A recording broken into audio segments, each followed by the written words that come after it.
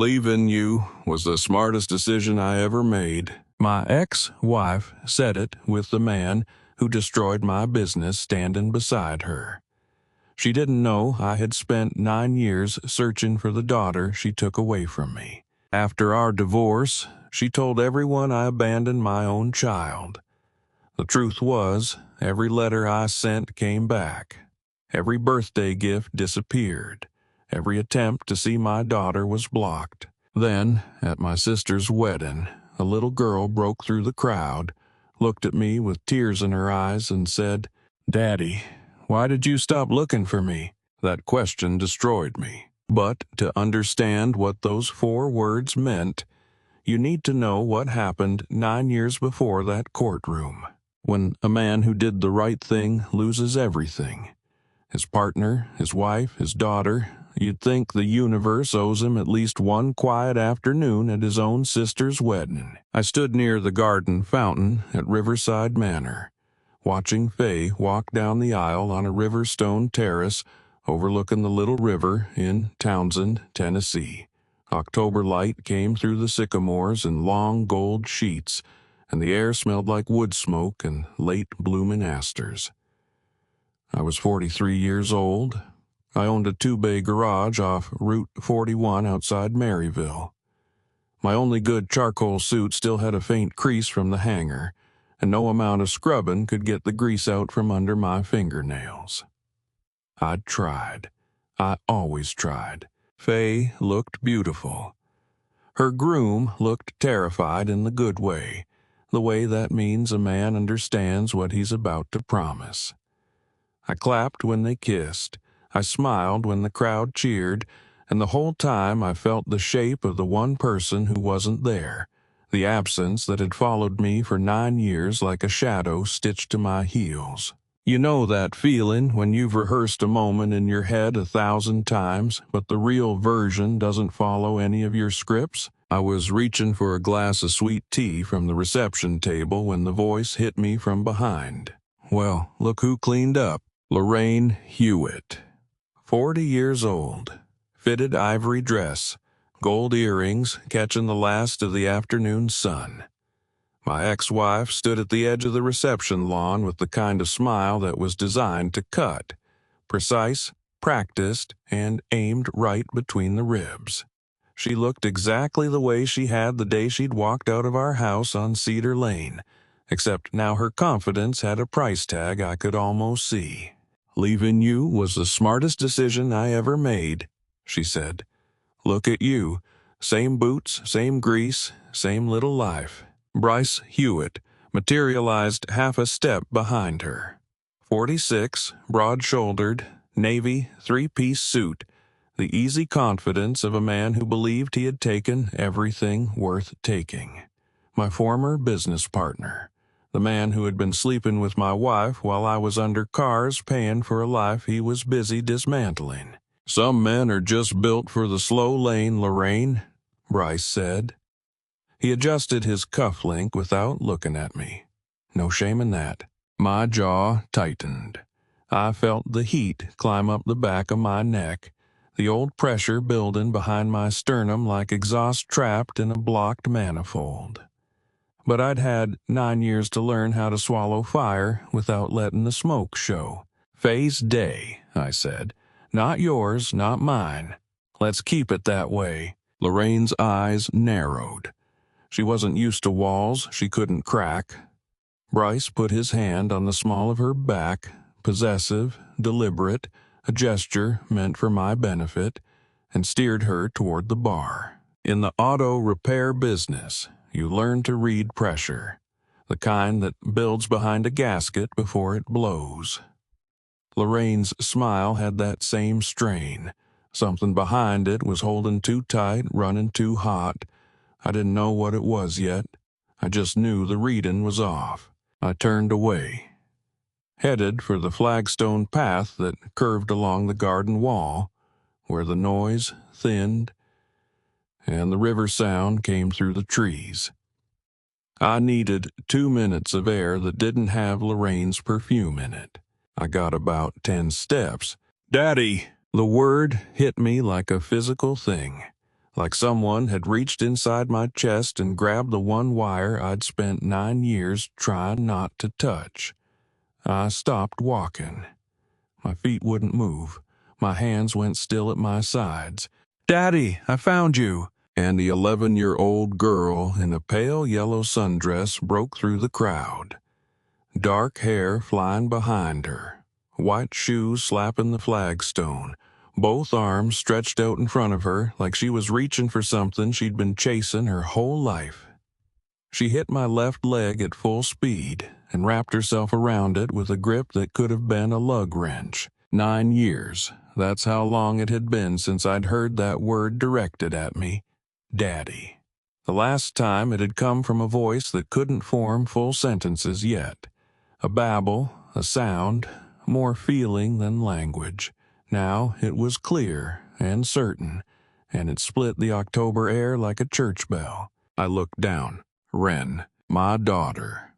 The one I'd last held when she weighed 7 pounds and fit in the crook of one arm. She was looking up at me with eyes I knew better than my own reflection. Brown, flecked with gold near the center, her grandmother's eyes, and her small fingers were gripping my jacket lapels like she was afraid I'd disappear if she let go. Behind her, Lorraine had stopped walking. The smirk didn't fade. It was ripped away. Her face went the color of wet concrete, and Brice's hand fell from her back like it had been burned. I dropped to both knees on the flagstone. The cold came through the fabric. I didn't care. I was eye level with the girl I hadn't held in 9 years, and her hands were on my face now, small and warm and certain. And behind her, Lorraine took one step backward, not toward her daughter, but away. There are questions a father practices for years, rehearsing them in the dark like prayers, and then the moment arrives, and the only one that comes out is the simplest one of all. Wren's hands were still on my face. Small fingers tracing the lines around my eyes, the stubble on my jaw, the crease between my brows. She studied me the way a child studies something she's been told doesn't exist. Half wonder, half suspicion that it might vanish if she blinks. I steadied my voice. It took everything I had. "Wren," I said, "why didn't you ever come looking for me?" She tilted her head. Her fingers found the grease line etched into my right knuckle, the one that never washes out no matter how hard I scrub, and she ran her thumb across it like she was reading something written there. "I wanted to," she said. Her voice was matter-of-fact, the way children deliver truths that would flatten a grown man. "But Mommy said you didn't want me anymore." The fountain kept running behind us. A string quartet played something soft near the reception tent. Guests laughed somewhere to my left. The world kept moving, and I stayed perfectly still on both knees on the cold flagstone, absorbing 7 words that took 9 years to reach me. 7 words. That's all it took to reduce 9 years of silence to rubble. Mommy said you didn't want me. Every letter I'd written, every birthday package I'd mailed. Every Sunday I'd driven past the county line, hoping to catch a glimpse of her at a park or a grocery store. All of it, erased by a single sentence delivered to a child too young to question it. I felt something shift in my chest, a tectonic thing, slow and deep and dangerous. Not toward Wren, never toward Wren. Toward the woman standing 10 feet behind her, who had taken my daughter's understanding of her own father and replaced it with a lie so clean it didn't even leave fingerprints. I didn't scream. I didn't stand up. I pulled Wren gently against my chest and held her, my jaw locked tight enough to crack a molar, my hand cradling the back of her head the way I'd done when she was small enough to sleep in one arm. "Are you really my daddy?" she asked, her voice muffled against my jacket. "The real one? I've always been your daddy, sweetheart," I said. "Every single day." She pressed her face harder into my chest. I felt her shoulders relax, not all at once, but in stages, like a lock turning through its tumblers. She smelled like strawberry shampoo and grass stains and something else I couldn't name, something that hit me so hard I had to close my eyes. If you've ever held a child who doesn't fully believe you're real, you know there's no preparing for the weight of that small body against yours. It's not heavy, it's the opposite. It's so light it breaks you. I opened my eyes and looked up. Lorraine stood exactly where she'd been. 10 feet away, ivory dress, gold earrings, the late October light catching the rigid line of her collarbone. But the woman I saw now was not the woman who'd sauntered across the lawn 5 minutes ago with a smirk and a script. That woman was gone. What replaced her was fear. Not guilt. Not embarrassment. Not the flushed shame of someone caught in a lie about returned letters and manufactured silence. This was something rawer, deeper, the kind of fear I'd only ever seen once before, on the face of a driver who walked into my garage after a wreck and realized the damage went all the way through the frame. I've seen engines seize when the oil's been drained. The metal grinds against itself, desperate, overheating. That was Lorraine's face, not embarrassment. Seizure. Brice was at her elbow now, his hand clamped around her arm just above the wrist, fingers pressing into skin, and he was scanning the crowd the way a man scans a room when he's calculating exits. "We need to go," he said, low and tight. "Right now." Lorraine didn't move. Her eyes were locked on mine, and in them I saw something I hadn't expected.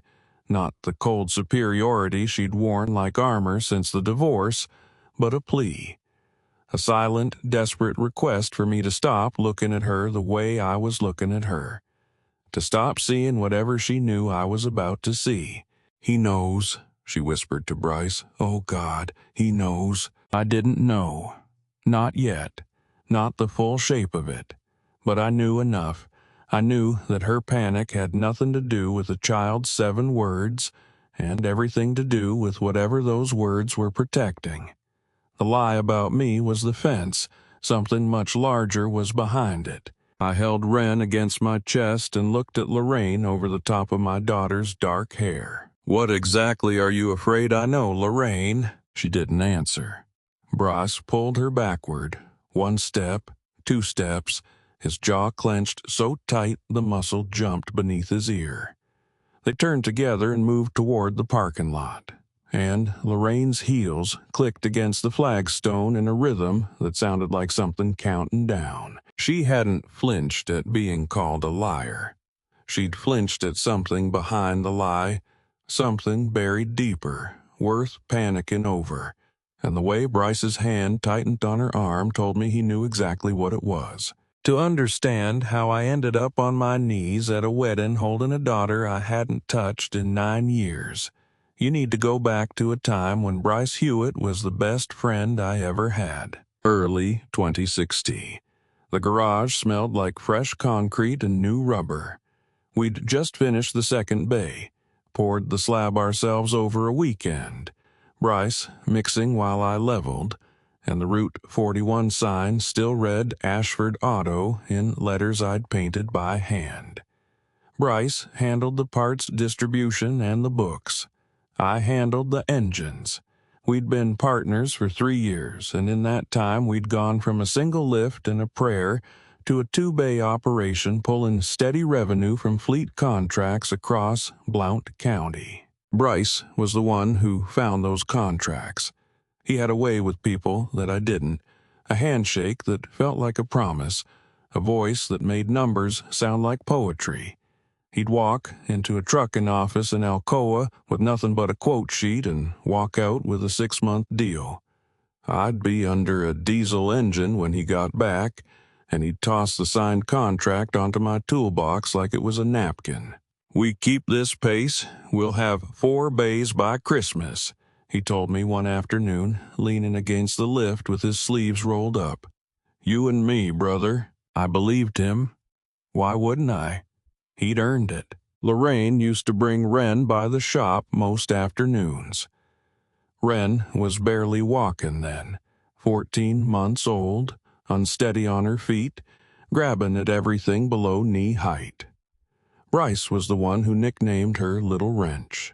He'd scoop her up and carry her around the shop floor, pointing at tools and naming them in a voice that made her laugh. Lorraine would lean against the office doorframe watching, and she'd catch my eye and smile in a way that said, "This is working." "I married the right mechanic," she said once, bouncing Wren on her hip while I wiped down a transmission housing. "One who builds things instead of just fixing them. I'm telling you about the good days first, because you need to understand what I lost.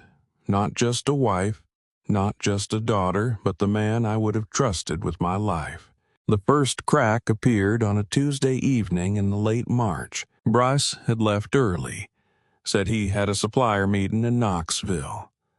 I stayed to finish a brake job, and when it was done I went to his desk looking for a parts catalog. The Delphi catalog, the thick one with the red spine, was usually in the bottom drawer.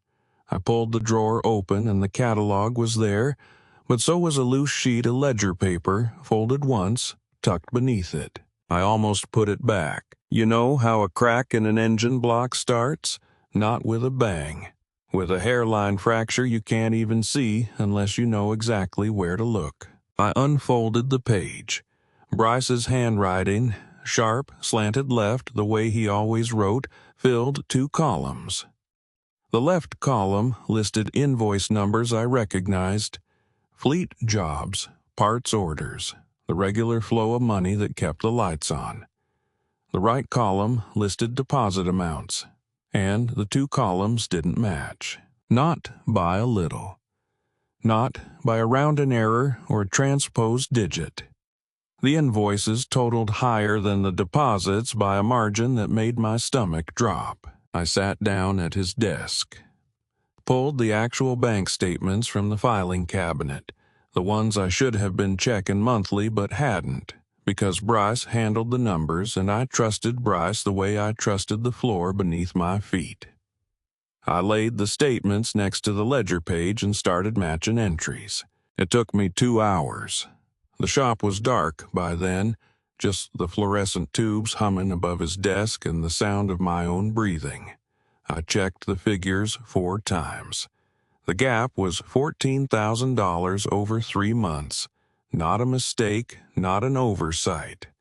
Someone had moved that money on purpose, rerouting payments through accounts that didn't appear on our joint statements. Have you ever sat in a room you built with your own hands and realized that the person who helped you build it had been stealing from you the whole time? I sat there with the page flattened under my palm, the paper warm from the desk lamp, and I tried to find another explanation.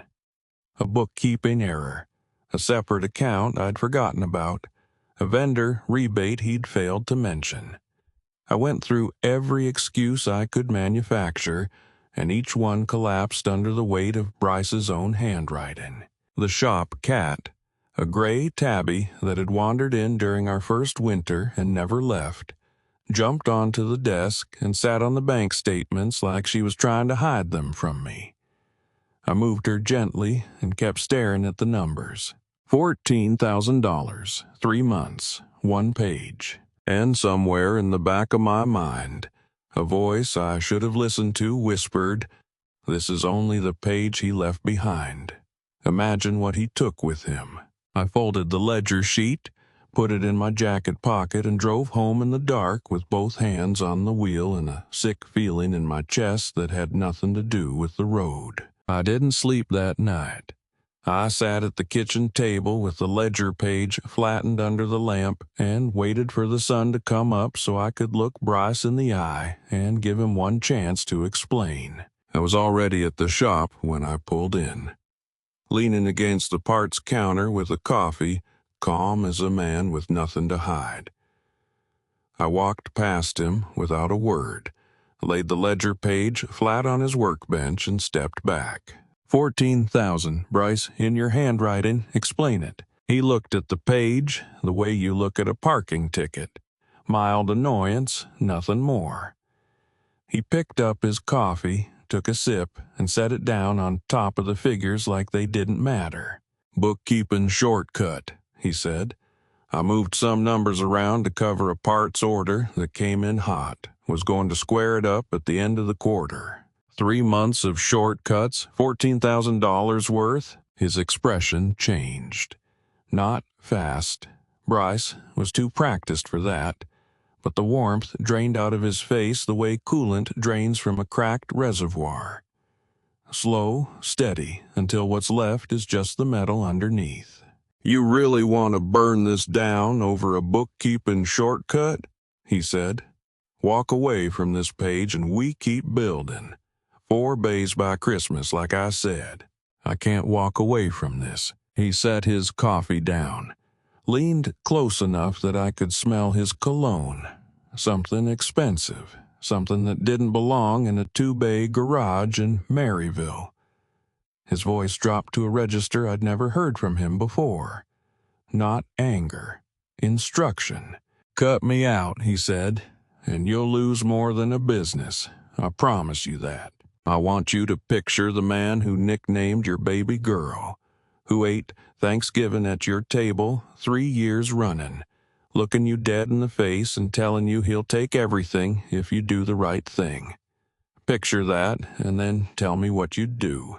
I did the right thing. I dissolved the partnership that week, filed a formal complaint with the county business commission, and reported the discrepancy to our accountant.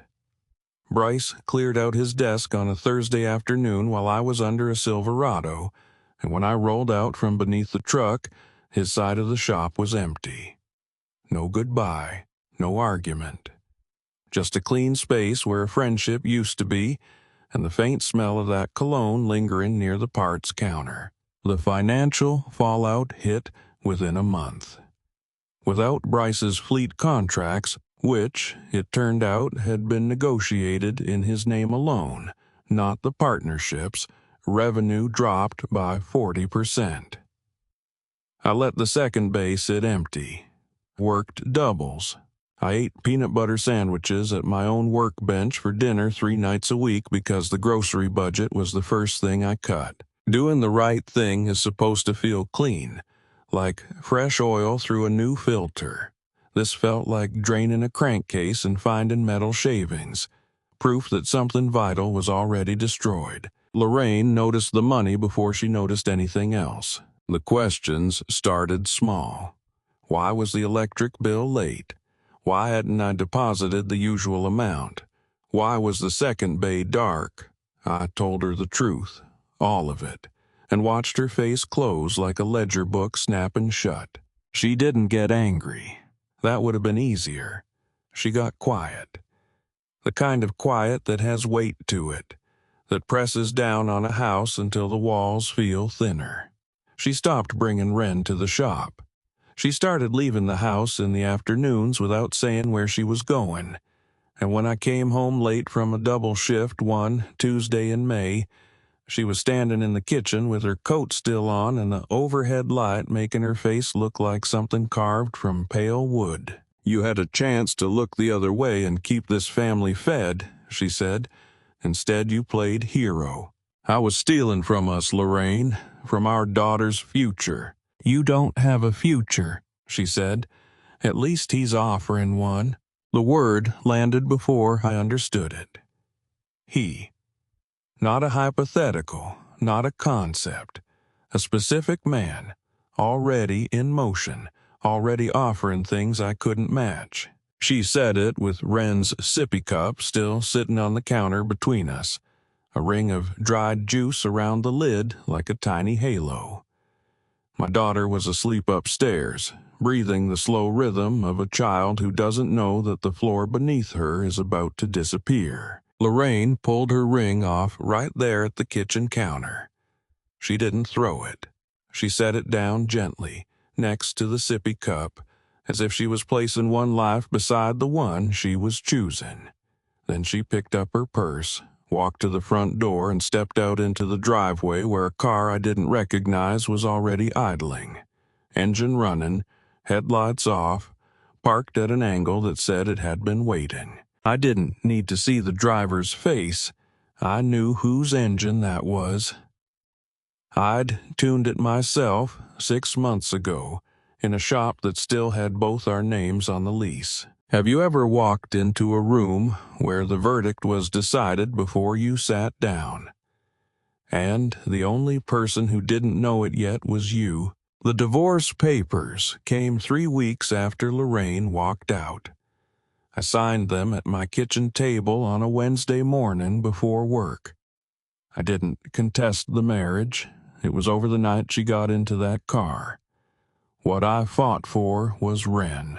Let me tell you something about hiring a lawyer when you're a mechanic running a 2-bay garage by yourself. You don't get to pick the best. You get to pick the one who still believes in doing right for the price you can pay. Leland Norwood was 61 years old, semi-retired, and ran a one-man family law practice above Braddock's Hardware on Court Street in Maryville. He wore reading glasses perpetually pushed up on his forehead and kept a jar of butterscotch candies on his desk that he offered to every client regardless of their age. He'd spent 32 years in family courts across East Tennessee, and he took my case because he still believed custody hearings should protect children, not punish fathers. We sat in his office the first time, and he laid it out straight. "You got no criminal record, steady income, a home," he said. "On paper, you should keep primary custody. Then why does your voice sound like you're preparing me to lose?" Leland took off his glasses and set them on the desk beside the butterscotch jar. He looked at me the way a doctor looks at you when the X-ray shows something the blood test missed. "Because I've been doing this long enough to know that paper doesn't always win," he said. "Money does." The custody hearing was scheduled for November. I showed up in my only suit, the same charcoal one, with a folder of bank statements, my business license, photos of Wren's bedroom at Cedar Lane, and a handwritten list of every pediatrician appointment I'd ever driven her to. Leland sat beside me at the petitioner's table with a yellow legal pad and a pen he kept clicking like a metronome. Lorraine sat across the aisle. She wasn't alone. Beside her was an attorney I'd never seen before, a woman in a tailored gray suit from a Knoxville firm whose name I didn't recognize. The kind of firm that charges more per hour than I gross in a day. The attorney had a leather briefcase and 3 tabbed binders and the calm, rehearsed posture of someone who had done this 100 times and never lost. How do you prove a courtroom was bought when the receipt is hidden behind handshake deals and parking lots and dinners you weren't invited to? The hearing lasted 2 hours. Lorraine's attorney presented documentation I'd never seen. Financial projections showing Lorraine's household income was 3 times mine. A stability assessment from a social worker whose name was unfamiliar. A school enrollment plan for a private academy in Townsend. Every exhibit was polished, color-coded, professionally bound. My folder of bank statements and pediatrician records looked like a child's homework next to it. The judge, a tired man in his late 50s who'd been on the family bench for 20 years, listened to both sides and ruled in 40 minutes. Primary custody to Lorraine. Limited supervised visitation for me every other weekend, subject to review. The word he used was stability. He said it 3 times, each time looking at Lorraine's attorney's binders as if they were scripture. Leland's pen stopped clicking. Outside the courtroom, he pulled me into the hallway near the water fountain. His voice was low, controlled, but I could hear the anger underneath it like an engine knocking. "That attorney wasn't cheap," he said. "Someone bankrolled her side, and I have a strong suspicion who. Can you prove it?" "Not yet." He folded his legal pad closed. "But someone is paying to keep you away from your daughter. I can feel it, even if I can't show it to a judge."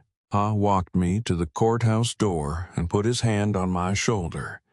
a grip that was more anchor than comfort. "I'm not done with this, Corbin," he said. "Don't you be done either." I stood on the courthouse steps alone. The November air had a bite to it, the kind that gets into your collar and stays. Lorraine's car pulled out of the lot across the street, and through the rear window I could see the back of a car seat, pink fabric. Wren was in there somewhere, maybe sleeping, maybe watching the trees slide past, maybe wondering why Daddy wasn't driving. The last thing I saw before the car turned the corner was Wren's hand, small and pale, pressed flat against the window glass. I made a promise on those steps, not to God, not to the judge, not to Lorraine, to Wren. I promised that no matter how many doors they closed, no matter how many miles they put between us, I would find a way back to her if it took the rest of my life. What I didn't know yet was that I'd spend the next 9 years keeping that promise the only way left to me, writing letters into a silence I didn't understand, sending them to an address where someone was making sure they never arrived. The first letter I wrote to my daughter took me 4 hours, not because I didn't know what to say, but because I kept crossing out the parts where I begged. 2 weeks after the custody ruling, I sat at the kitchen table with a yellow legal pad and a ballpoint pen and tried to write something a 2-year-old might someday understand. I drew a picture of the garage, 2 bays, a flat roof, a stick figure of me standing out front next to a smaller stick figure of her. Underneath it I wrote, "Daddy's saving a spot for you." I folded it into a card, slipped it into an envelope addressed to Lorraine's last known address in Townsend, and mailed it on Wren's birthday. 3 weeks later it came back. The envelope was unopened. The seal was intact, stamped across the front in blocky red ink. No such recipient. But the address was correct. I'd copied it directly from the custody filing. Someone at the other end had taken my letter, looked at my handwriting, and sent it back without opening it. No such recipient. 4 words that turned a birthday card into a gut punch. I wrote another one for Easter. Drew a bunny in the margin because I figured that's what fathers did. Drew things their children could laugh at. That one came back too. Same stamp, same unbroken seal. If you've ever written a letter knowing it probably won't be read, you understand. It's not really for the person you're sending it to anymore. It's proof to yourself that you haven't given up. So I kept writing, every month. Sometimes twice a month when I couldn't sleep and the house was too quiet and the only sound was the refrigerator humming and the absence of a child's breathing down the hall. I wrote about the garage. I wrote about the shop cat who had taken to sleeping on the hood of whatever car I was working on. I wrote about the weather, the Smokies turning orange in October, the first frost on the windshields in November. I wrote about nothing, because nothing was better than silence. Every letter came back. I started keeping them in the bottom drawer of my workbench at the shop, not at home. The kitchen table was already too heavy with what was missing. The drawer became a kind of archive. I stacked the envelopes by date, each one still sealed, each one carrying a postmark that proved it had made the trip to Townsend and been turned away. The garage saved me, not emotionally. Nothing could do that. But physically, practically, the way a rope saves a man who's fallen into a well. I poured everything I had left into the work. That spring, I laid a concrete pad for an extension on the second bay. Did it myself over 3 weekends. Rented the mixer, built the forms, leveled the slab with a screed board and a 4-foot level. My back ached for a month afterward. I didn't care. Pain that comes from building something is different from the kind that comes from losing it. Building a garage bay by yourself is a lot like grieving. You pour the foundation, you set the frame, and you wait for something to cure that you can't rush no matter how hard you push. By summer of 2017, I needed help. I put a card in the window. Mechanic wanted, experience required, small talk optional. Harlan Poole showed up the next morning. He was a lean, quiet Vietnam veteran in his late 60s with oil-stained knuckles and a canvas jacket that looked older than I was. He'd been turning wrenches since before I was born, and he walked through the shop once, checked the torque on my lift bolts, and said 4 words. "I'll start Monday." Harlan never asked why I stayed late every night after he went home. Mechanics don't ask questions they already know the answer to. He saw the envelopes on my workbench. He saw the stamps. He saw me writing at the desk when I should have been closing out invoices. And he never said a word about any of it, which was exactly the kind of kindness I could tolerate. The months stacked up. 2017 became 2018. Every Christmas, every birthday, every first day of school I imagined but never saw, I wrote. And every time one came back, I put it in the drawer and wrote another. I sent small gifts too. A toy car for her 3rd birthday. A picture book about engines for her 4th. Each one returned, packaging intact, the tape unbroken. 14 letters, 14 returned. Not one opened. I know because I checked the seals every single time. By the end of 2018, that drawer held more than a stack of rejected mail. It held proof, not for a court, not for a judge, but for me, that I had never stopped reaching. Every envelope carried a postmark showing it had traveled to the right address and been deliberately sent back. Someone wasn't just ignoring me. Someone was standing at that mailbox waiting. I didn't know who. I assumed it was Lorraine. That the letters were just another wall she'd put up between me and Wren, another extension of the courtroom loss. But assumptions are dangerous things. They fill in gaps with the wrong shapes, and you don't notice until the real picture finally shows up and nothing fits the way you thought it would. The news came the way most bad news comes in a small town, sideways from someone who didn't realize they were holding a grenade. I'd spent the winter of 2019 still writing, still mailing, still checking the mailbox for returns that had stopped coming back entirely. The silence was worse than the rejections. A stamped envelope means someone touched it. Silence means you don't exist. Then, one morning in April, a regular customer named Dale, fleet driver, brought his truck in every 6,000 miles like clockwork. Sat in the waiting chair while I rotated his tires and mentioned, casual as weather, that he'd been to a nice wedding last month. "The Hewitts," he said, "over at that big place in Townsend, Riverside something. You know Brice Hewitt, right? Used to work with him?" I kept the torque wrench moving. Didn't look up. "Little girl was the flower girl," Dale said. "Cute as a button, that Wren." I said her name like it was nothing.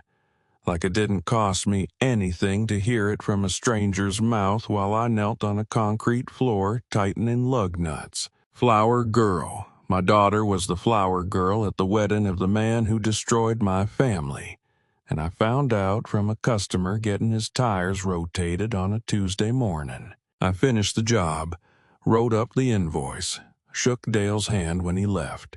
Then I walked into the back of the shop, sat down on an overturned bucket behind the compressor where no one could see me, and pressed both palms flat against my knees until the shaking stopped. Brice hadn't just taken my wife. He'd married her. He was now legally Wren's stepfather, living in the house where my letters were being refused, sitting at the table where my daughter ate breakfast, occupying the space that should have been mine. The takeover was complete. Business, wife, child. name on the mailbox. I went back to work. What else was there to do? The letters kept going out. I want you to understand something. I didn't stop writing after the returns stopped coming. I kept sending them into that silence every week, every holiday, every March birthday, because the day I stopped writing was the day I admitted my daughter was gone, and I wasn't ready to admit that. I would never be ready to admit that. By the end of 2019, the drawer at my workbench held over 30 envelopes. Some returned, some swallowed by whatever silence had replaced the red stamps. I wrote her name on each one the same way. I drew pictures in the margins. I kept a running tally in the back of my work ledger right next to the oil change counts, because counting felt like it mattered even when nothing else did. How do you fight a system that isn't broken, just bought? The gears still turn, the forms still get filed. They just grind you down instead of moving you forward. In early 2020, Leland filed a formal visitation petition on my behalf. He'd been building the paperwork for months. Income verification, character references, my clean record, the stability of the house on Cedar Lane. Everything a court is supposed to weigh when a father asks to see his child. The first hearing was scheduled for March. It was continued without explanation, rescheduled for May, continued again, this time because a filing had been lost in the clerk's office, rescheduled for August. Lorraine's attorney requested a continuance for medical reasons that were never specified. Granted. 3 continuances in a row, all on their side, all approved without pushback. I sat in Leland's office above the hardware store on Court Street, watching him flip through a stack of court notices with his reading glasses shoved up on his forehead and his jaw working like he was chewing on something he couldn't swallow. 3 continuances in a row, all on their side, all granted without objection, he said. That doesn't happen by accident. So what do we do? He set the papers down and looked at me. Someone is paying to keep you away from her, he said. I can feel it, but I can't prove it. And until I can prove it, the court treats you like just another non-custodial father asking for time. The butterscotch jar on his desk was almost empty. He'd been working my case longer than either of us had planned, and I could see the toll it was taking. Not financially, but morally. Leland was the kind of lawyer who still believed the system worked. Watching it get purchased out from under him was doing something to his face that aged him faster than the years. I'm not giving up, I said. I know you're not. He pulled off his glasses and rubbed the bridge of his nose. And neither am I. But I want to tell you something, and I need you to hear it. Han leaned back in his chair. The kind of money it takes to block a father this consistently doesn't come from spite alone, he said. There's something else driving this, something financial. At the time, I thought he was reaching. A tired lawyer, grasping at theories because the straightforward path had been walled off. I nodded, thanked him, and drove back to the garage, where Harlan had left a brake job, half finished, and the shop cat was sleeping on the invoice printer. Leland wasn't reaching. He was right. But it would take 5 more years and a wedding I never expected to attend before either of us understood what he'd seen that afternoon. I didn't learn this part until much later. After the wedding, after the handcuffs, after all of it. But I need you to hear it now, because this is where the story splits into 2 halves, mine and hers. While I was writing letters into a silence I couldn't explain, while Leland was filing motions that went nowhere, my daughter was fighting her own war. She was 5 years old, and she was fighting it alone. Wren told me this herself, months after we found each other again. She told it the way children tell hard stories, plainly, without decoration, as if the facts alone should be enough. And they were. In the summer of 2020, she'd been rummaging through a storage box in the hall closet of the house in Townsend, the house where Brice lived, where Lorraine had rebuilt her life, where my name was never spoken. Wren found a small metal toy car at the bottom of the box, wedged beneath old photo frames and a pair of work gloves she didn't recognize. The car was scratched, one wheel slightly bent, the red paint worn down to bare metal on the roof where small fingers had gripped it too many times. She didn't know why she recognized it. She was too young to remember the specific afternoon I'd fixed it for her, rebent the axle, repainted the hood with a toothpick and a bottle of model paint. But something in her hands knew. The way a muscle remembers a motion the mind has forgotten. Lorraine found her holding it. "Throw that old thing out, Wren," she said. "It's junk from a man who doesn't think about you." Wren didn't throw it out. She put it under her pillow that night, and every night after, for 5 years. She told me she used to hold it in the dark and whisper something she barely remembered. A phrase that came from so far back in her memory it felt more like a dream than a sentence. "Daddy always comes back." A 5-year-old girl hiding a broken toy car under her pillow because it's the only thing left of a father she's been told forgot her. If that doesn't reach into your chest and squeeze, I don't know what will. She kept it through first grade, through second, through every school morning and every bedtime in a house where the man at the head of the table wasn't her father, but acted like he owned the title. She never mentioned the car again to Lorraine. She learned at 5 the skill that no child should have to learn: how to protect something precious by pretending it doesn't exist. Now, let me tell you about the other thing hiding in that house. The one Wren didn't know about and Lorraine chose not to see.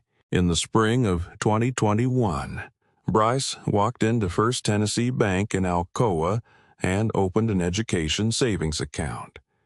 The name on the account was Corbin Ashford, her social security number, her date of birth.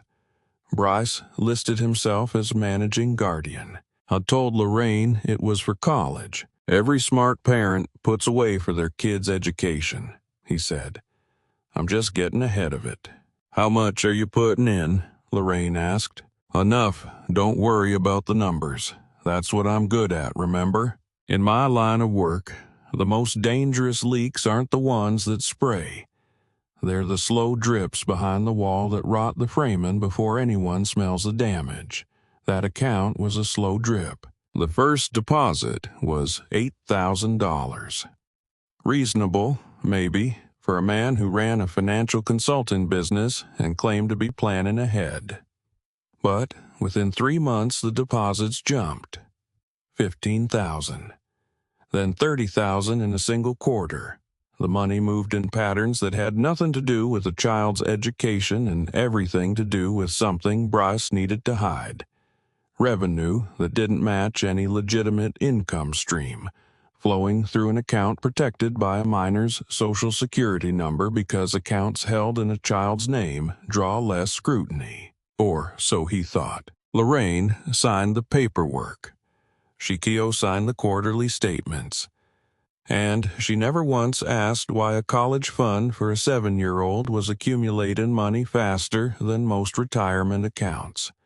She told me later that she didn't want to know, that not knowing felt safer than asking, that by the time the numbers stopped making sense, she was in too deep to do anything but keep signing. How much money do you have to funnel through a 7-year-old's savings account before someone at the bank picks up the phone and says this doesn't look right?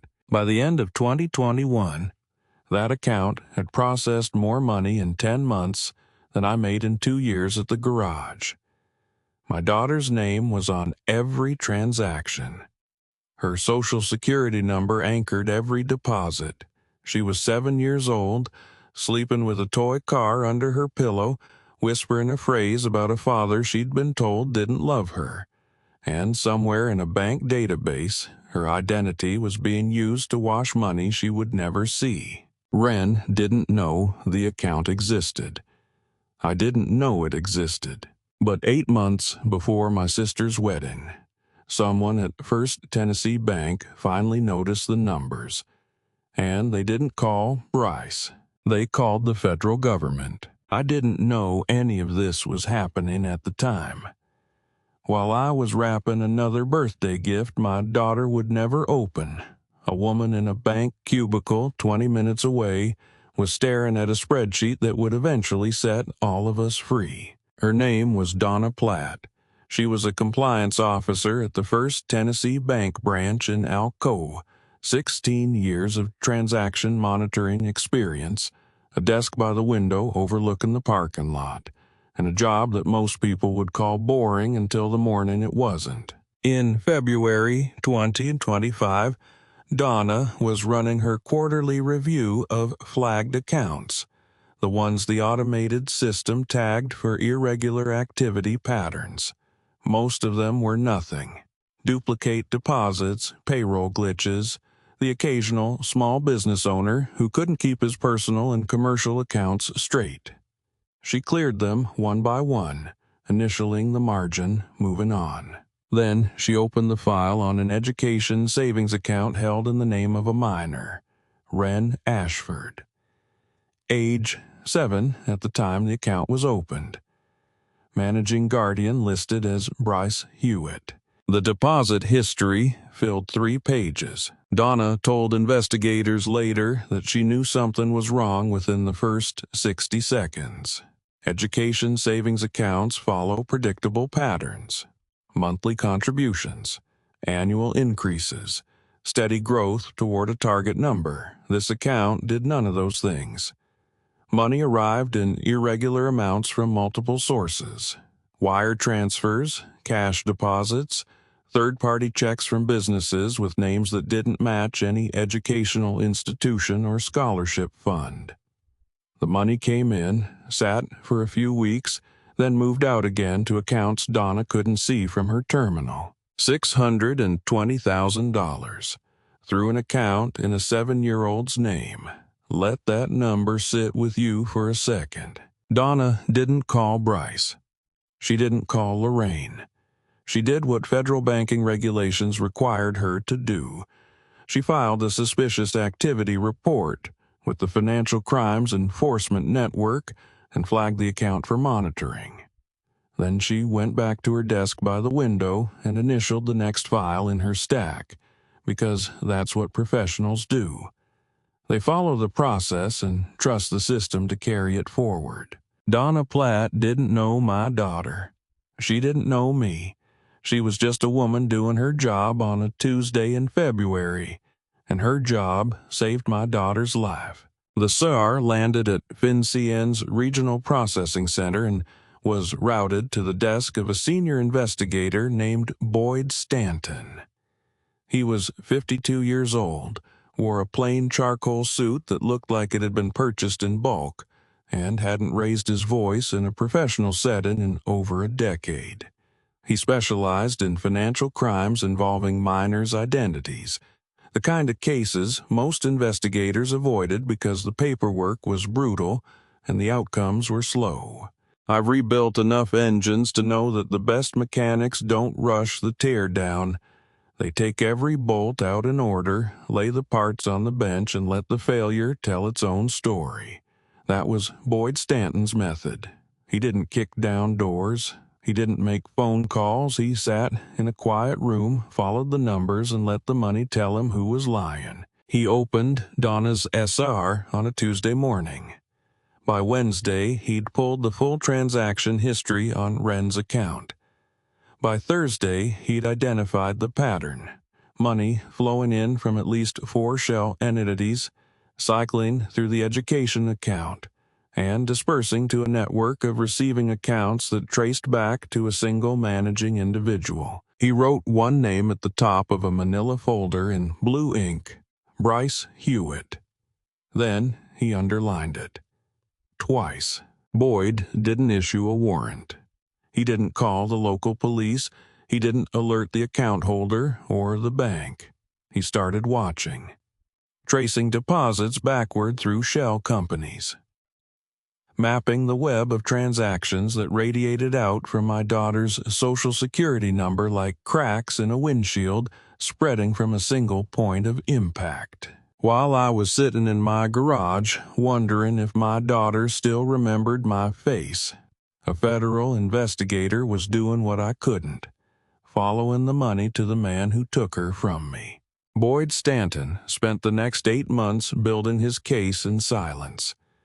He was patient the way geology is patient, slow, inevitable, reshaping the landscape without making a sound. He identified every dollar that had passed through Wren's account. He mapped the shell companies. He traced the receiving accounts. He built a timeline that started with the partnership dissolution in Maryville and ended with a financial consulting operation that existed primarily to move money no one was supposed to see. I knew exactly when he'd make his move. He just needed the right moment. Every person involved, in one place with no time to coordinate a story or destroy records. And then, in September 2025, something landed on my kitchen table that made all of it possible. My sister Faye sent out her wedding invitations.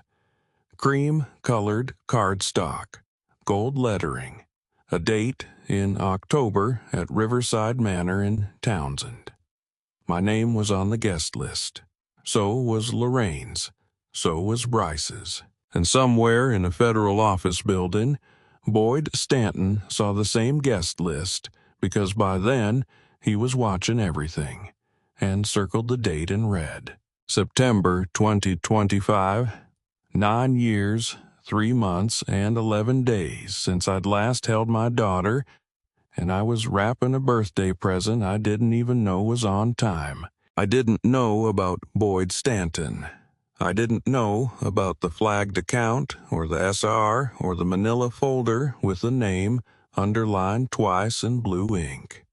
All I knew was that it was a Thursday night, the garage was closed, Harlan had gone home 2 hours ago, and I was sitting at my desk under the fluorescent lights wrapping a children's book about engines and brown paper because I'd run out of gift wrap sometime around 2022 and never bought more. The book had illustrations of carburetors and spark plugs with faces on them. Smiling, cartoonish, the kind of thing I hoped an 11-year-old would find funny. Inside the front cover, I'd written a note in pencil. Happy birthday, Wren. Daddy's still here. Same thing I wrote every year. Same pencil. Same hand that couldn't quite keep steady on the curves of her name. I opened the desk drawer to add it to the collection. The stack inside had grown soft at the edges from being handled too often. Not by any recipient, just by me. I'd pull them out some nights and hold them, run my thumb across the addresses, feel the weight of words that had traveled to the right mailbox and been turned away. I stopped counting the letters after 20. I never stopped writing them. The drawer smelled like old paper and machine oil. Somewhere in that stack was every birthday I'd missed, every Christmas morning I'd imagined, every first day of school I'd never see. I placed the wrapped book on top, closed the drawer, and sat there in the quiet with the shop cat asleep on the invoice printer and the Route 41 traffic thinning out to nothing. 20-something letters. Not one opened. And still, every time I sealed an envelope, I wrote the same return address, because the day I stopped putting my name on them was the day I admitted she was never coming home. The phone rang a week later on a Tuesday evening. I was at home on Cedar Lane, heating up leftover chili, and the caller ID showed my sister's number. Faye Ashford was 36 years old, a registered nurse at Blount Memorial with our mother's stubborn jaw and a voice that could hold steady through any crisis. She was the only person in my family who never once told me to move on, who never said, maybe it's time to let go. She'd driven me home from the courthouse the day I lost custody and hadn't said a word the whole way, just kept her hand on my shoulder while I stared out the window. That silence was the loudest act of love anyone had ever given me. "I'm getting married," she said. "October. Riverside Manor, out in Townsend." "Faye, that's wonderful." I invited them, Corbin, all of them. Lorraine, Brice, and Wren.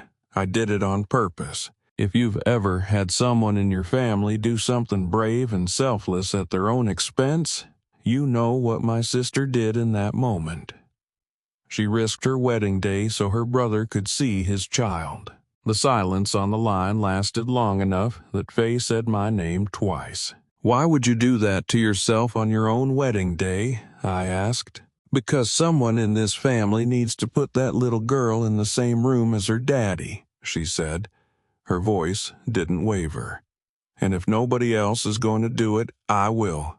Just come, please." I leaned against the kitchen counter.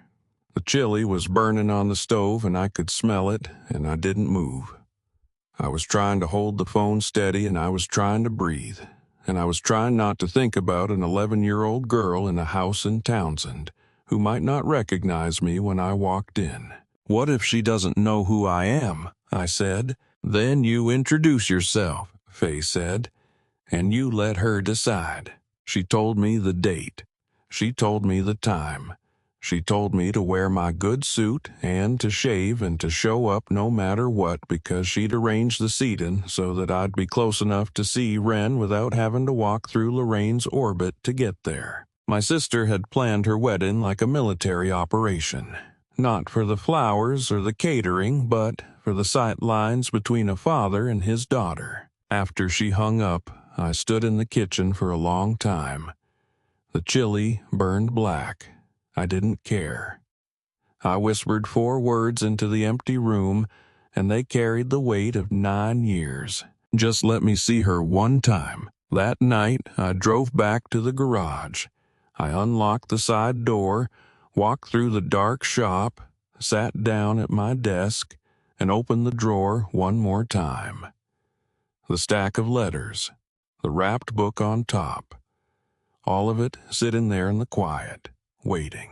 I didn't close the drawer. I left it open, because maybe, after 9 years of riding into silence and mailing into a void and keeping faith with a promise made on courthouse steps, maybe I was finally going to deliver one in person.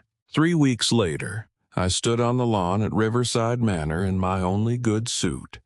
And that's where this story began. Now you know what I knew. 9 years of letters, a rigged courtroom, a daughter told her father didn't want her. So let me take you back to that wedding lawn and show you what happened next. Wren was still pressed against my chest when I looked up and saw Lorraine standing frozen near the reception tent. Brice had his hand on her arm again, talking low and fast, but she wasn't listening.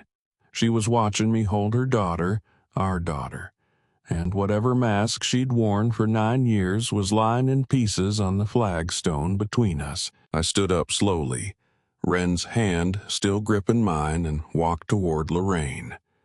Not fast, not aggressive. The way you approach a car you know has a cracked fuel line. Carefully, because one wrong move and the whole thing goes up. I steered us to the stone terrace overlooking the little river, away from the reception noise, away from Faye's guests, away from the string quartet playing something I couldn't hear anymore.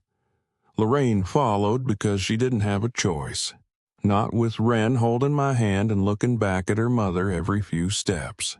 I asked Wren to wait by the terrace door. She sat on the stone bench just inside, swinging her legs, close enough to see us but far enough that she wouldn't hear if we kept our voices down. Then I turned to Lorraine. I reached into my jacket pocket and pulled out the envelope I'd carried for 3 weeks. The last letter I'd written before Faye's invitation changed everything. Postmarked to Lorraine's current address, confirmed through the county clerk's office. I set it on the stone railing between us like a mechanic placing a failed part on the counter. Confronting someone with evidence is like diagnosing an engine knock. You don't ask the owner what's wrong. You put the stethoscope on the block and let the metal tell you where the fracture is. Every birthday, I said, every Christmas, every first day of school, all returned. Some stamped, some not, every one to the right address. Lorraine's eyes dropped to the envelope. Her fingers twitched at her sides. I moved, she said. The forwarding must have. It's not what you think. Then explain this one. I tapped the postmark. Your current address. Confirmed by public record. Someone stood at that mailbox and sent it back. The river below us moved through the rocks with a sound like static. The October air carried wood smoke and the faint sweetness of the reception's catering. Roasted apples, butter, cinnamon. Beautiful smells for a conversation that was anything but. Lorraine didn't explain the envelope. She couldn't. Instead, she tried what she'd always tried: redirect, reframe, make the conversation about something other than the question I'd asked. You shouldn't have come today, she said. This isn't the place for 23 letters, Lorraine. Not one opened, not one. Her hands started to shake. Not a tremor. A visible vibration that traveled from her fingers up through her wrists and into her forearms. She gripped the stone railing to stop it, and the gold of her wedding band, not my ring, the new one, caught the late afternoon light. I want you to notice what she didn't say. She didn't say, I'm sorry. She didn't say, I was wrong. What she said instead was the sentence that changed everything. You don't understand, she said, and her voice cracked on the last word like a windshield taking a stone. This is bigger than you and me. You have no idea what you're pulling at. Bigger than you and me. Those 5 words didn't belong in a conversation about blocked letters and a father cut off from his child. They belonged in a conversation about something else entirely. Something with weight, something with consequences, something that made Lorraine's hands shake, not from guilt, but from fear. What does that mean? I said. What's bigger than a father being cut off from his child? Her eyes darted over my shoulder, through the terrace doors to where Brice was standing near the bar with a whiskey in his hand. That glance lasted less than a second, but it told me more than 9 years of silence ever had. She wasn't looking at her husband for support. She was checking if he was watching. I can't, she whispered. I can't talk about this, not here, not now. She backed away from the railing. Her hands pressed flat against the silk of her dress as if she was trying to hold herself together from the outside. And in that moment I saw something on her face I'd never seen in all the years I'd known her.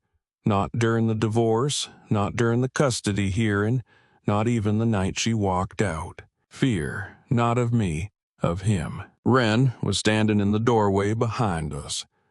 I don't know how long she'd been there, but she was looking at her mother the way a child looks at a parent who's about to cry. Confused, scared, and already bracing for something she doesn't have a name for yet. Before I could say another word, Brice set down his glass inside the reception hall. He adjusted his cuff link, that same deliberate gesture, that same performance of control, and started walking toward us across the polished floor. I wasn't coming to apologize. He wasn't coming to talk. The set of his jaw and the speed of his stride told me everything I needed to know. I was coming to shut this down. Brice didn't walk toward us.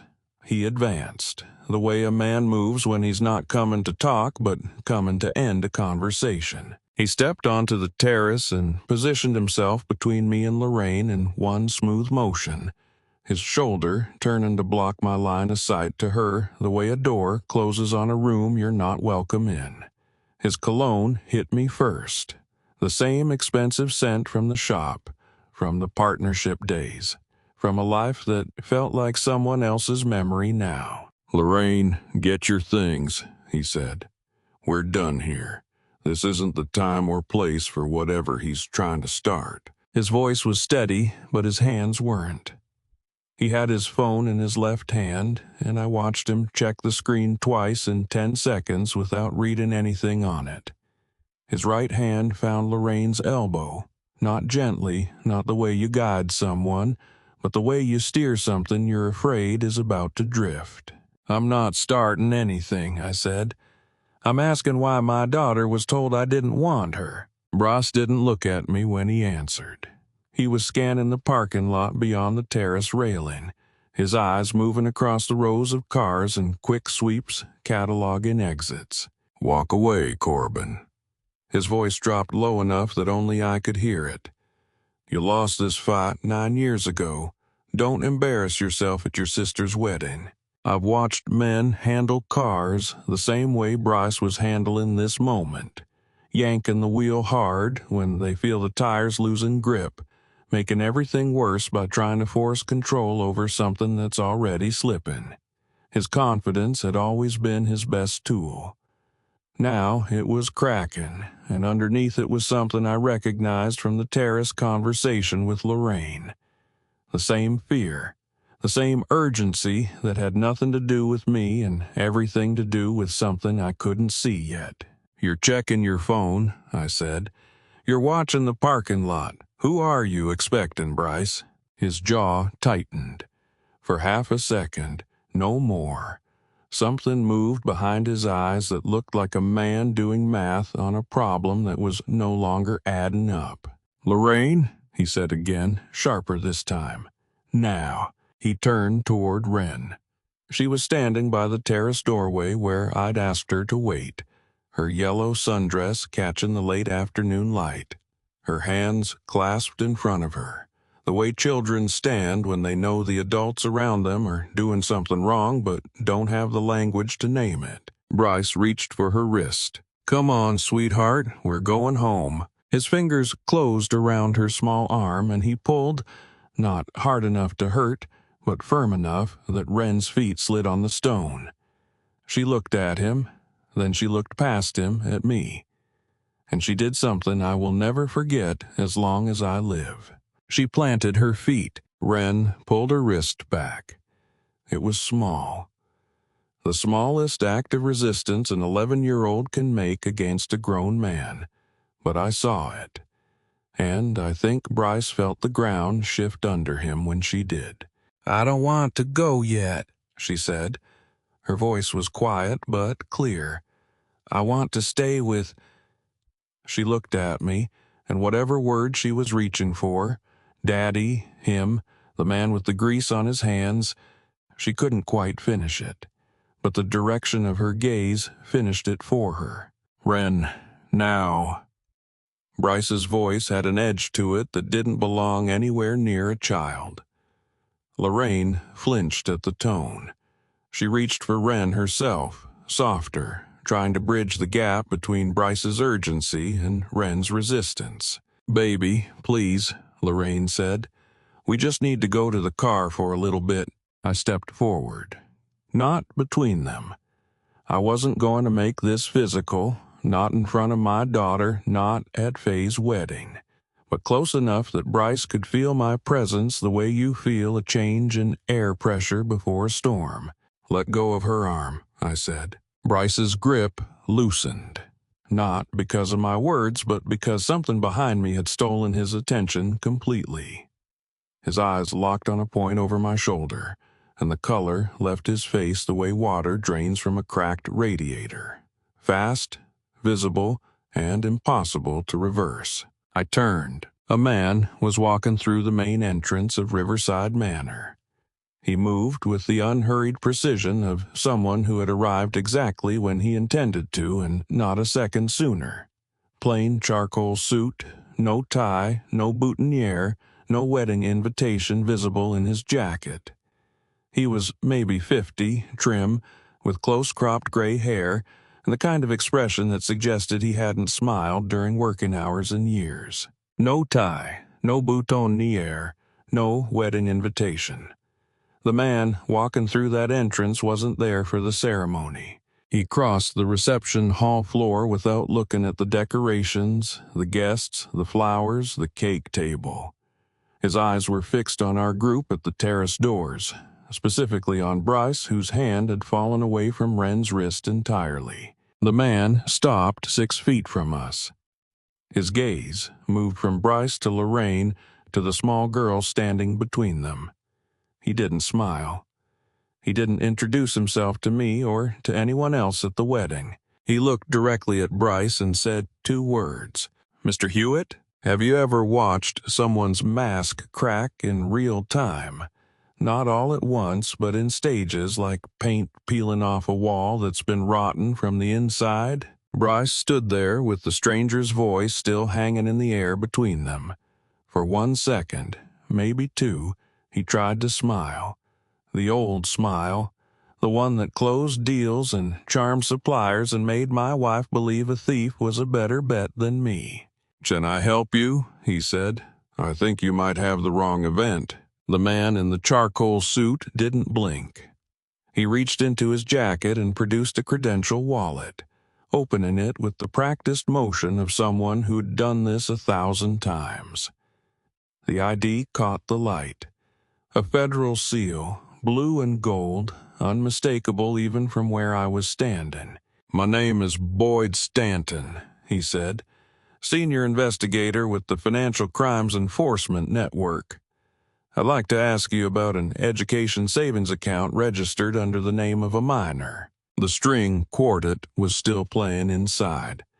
I could hear it through the terrace doors, something by Vivaldi, delicate and precise, and the contrast between that music and Stanton's words was the kind of thing you'd never believe if someone wrote it in a script. But life doesn't care about tone. Life puts a federal investigator at your sister's wedding and lets Vivaldi play the soundtrack. Brice's smile thinned. It didn't disappear, he was too practiced for that, but the warmth behind it drained until what remained was just muscle and teeth. Sorry. At a wedding?" He spread his hands in a gesture of bewildered innocence. "This really isn't the time, or I've found that there's rarely a convenient time for this kind of conversation, Mr. Hewitt." Stanton's voice was level. Not loud, not threatening, just flat and patient and absolutely certain. He was the kind of man who didn't need volume because he had paperwork. "I've watched engines blow rods on a lift. There's a sound they make right before the failure, a high whine that means every moving part inside is about to come apart." Brice's voice had that whine. Mid-story. CTA. Before I tell you what Stanton said next, the detail that turned my sister's wedding into a federal crime scene, I need to ask you something. Are you still with me? Because this is the moment everything turns. Comment your guess. What do you think that account was really for? Drop it in 1 sentence. A quick note. The next part includes some fictionalized details added to deepen the emotional impact and convey the core message. What matters is the lesson behind it. And mid-story CTA. Stanton didn't step closer. He didn't need to. His voice carried across the terrace the way a stone carries across still water. Not because it was thrown hard, but because there was nothing in its way. "The account is registered at First Tennessee Bank in Alcoa," he said, "under the name Wren Ashford. You are listed as sole managing guardian. Can you explain the transaction pattern?" The name landed in the silence like a hammer on glass. Wren Ashford, my daughter's name, spoken by a federal investigator at a family wedding, in front of 100 guests who had all stopped pretending not to listen. I looked at Wren, still standing by the terrace door in her yellow sundress, and she was watching Stanton, the way a child watches a teacher who's speaking a language she doesn't quite understand yet. Brice recovered just enough to try one more deflection. "There must be some mix-up," he said. A forced laugh escaped his mouth and died in the air like a moth hidden a bulb. That's a college fund. My wife and I set it up for our daughter's education." Stanton tilted his head slightly. "The smallest correction. Your stepdaughter," he said, "and the transaction volume doesn't match any education savings model we've seen. Your stepdaughter." 2 words, and the whole room heard the correction. Brice wasn't family. He wasn't a father. He was an outsider who had walked into another man's life, taken his wife, taken his child, and used that child's name to build something the federal government was now unraveling thread by thread. Lorraine made a sound behind me. Not a word, not a gasp, something between the two. I turned just enough to see her face. She was staring at Brice with the expression of a woman watching a building she'd lived in start to lean. Not surprise. Recognition. The look of someone who always knew the foundation was wrong but kept walking up the stairs anyway. Brice's knuckles went white around the glass he was still holding. The whiskey inside it trembled, a visible vibration that traveled from his hand through the amber liquid like a seismograph, recording the first tremor before the real quake hits. The reception had gone silent. Not quiet, silent. 100 people holding champagne flutes and wedding cake forks, standing perfectly still, watching a man in a charcoal suit dismantle another man's life without ever raising his voice. Stanton reached under his arm and opened a manila folder he'd been carrying against his side. Brice didn't move. Lorraine didn't move. Wren stood in the doorway with her hands clasped, watching all of us the way children watch things they'll spend years trying to understand. And Boyd Stanton, who hadn't smiled once since he walked through the door, looked down at the first page in the folder. There are numbers that mean nothing. And then there are numbers that rewrite everything you thought you knew about the people standing next to you. Stanton looked down at the first page in the folder. He read it the way a mechanic reads a diagnostic printout. No drama, no inflection, just the data and what it proved. $620,000, Mr. Hewitt, he said. Cumulative transactions over a 4-year period, routed through an education savings account at First Tennessee Bank in Alcoa. The account is registered under the Social Security number of a minor. Wren Ashford. Your name is the only adult signature on every transaction. The number hung in the air like smoke. I could feel it settle over the terrace, over the silent guests, over the string quartet that had finally stopped playing because even the musicians could feel that something had broken in the room. Brice tried to speak. His mouth opened, and what came out was a version of his voice I'd never heard. Higher, thinner, stripped of every ounce of the confidence that had carried him through a decade of lies. You're misreading the records, he said. It's an education fund.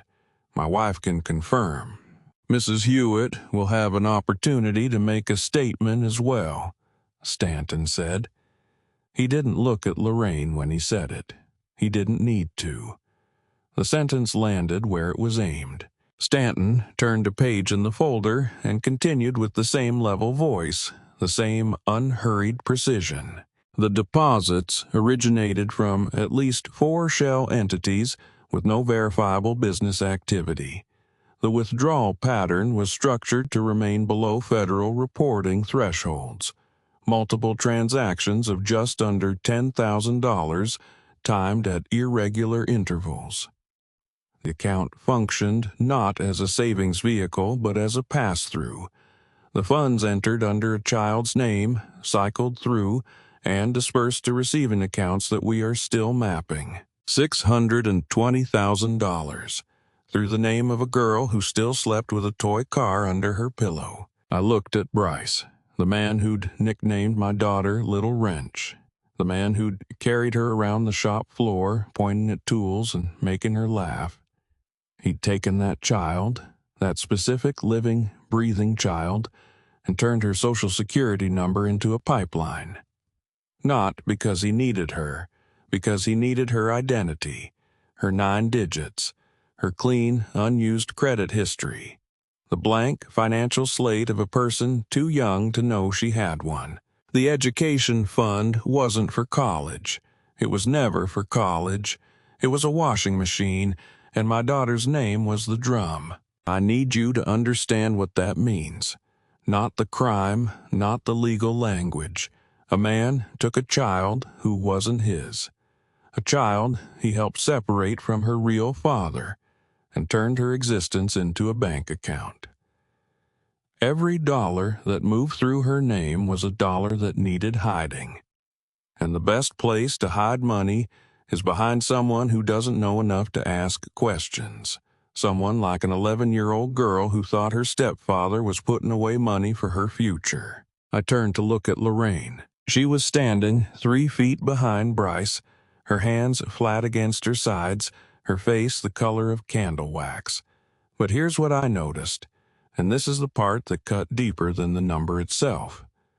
She wasn't shocked. Her eyes weren't wide with surprise, they were narrow with recognition. The look on her face wasn't, "I can't believe this," it was, "I can't believe they found out." She had known. Maybe not the exact figure. Maybe not the shell companies or the structured withdrawals, but she had known the money was wrong. She had signed the paperwork. She had seen the quarterly statements, and she had chosen, every single quarter for 4 years, to keep signing. I looked at Lorraine and understood something I hadn't fully grasped until that moment. The letters, the blocked visitation, the rigged custody hearing, none of it was just about erasing me from Wren's life. It was about making sure no one got close enough to ask questions.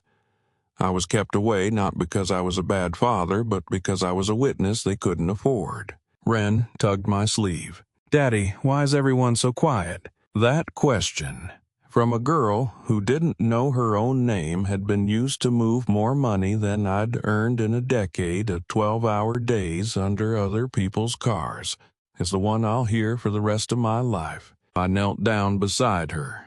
I put my hand on her shoulder and I said the only true thing I could say. "Because the grown-ups are figuring something out, sweetheart. You're safe. I'm right here." She nodded. She believed me. And I made a silent promise that she would never have a reason not to. Across the terrace, Brice's hand finally gave out.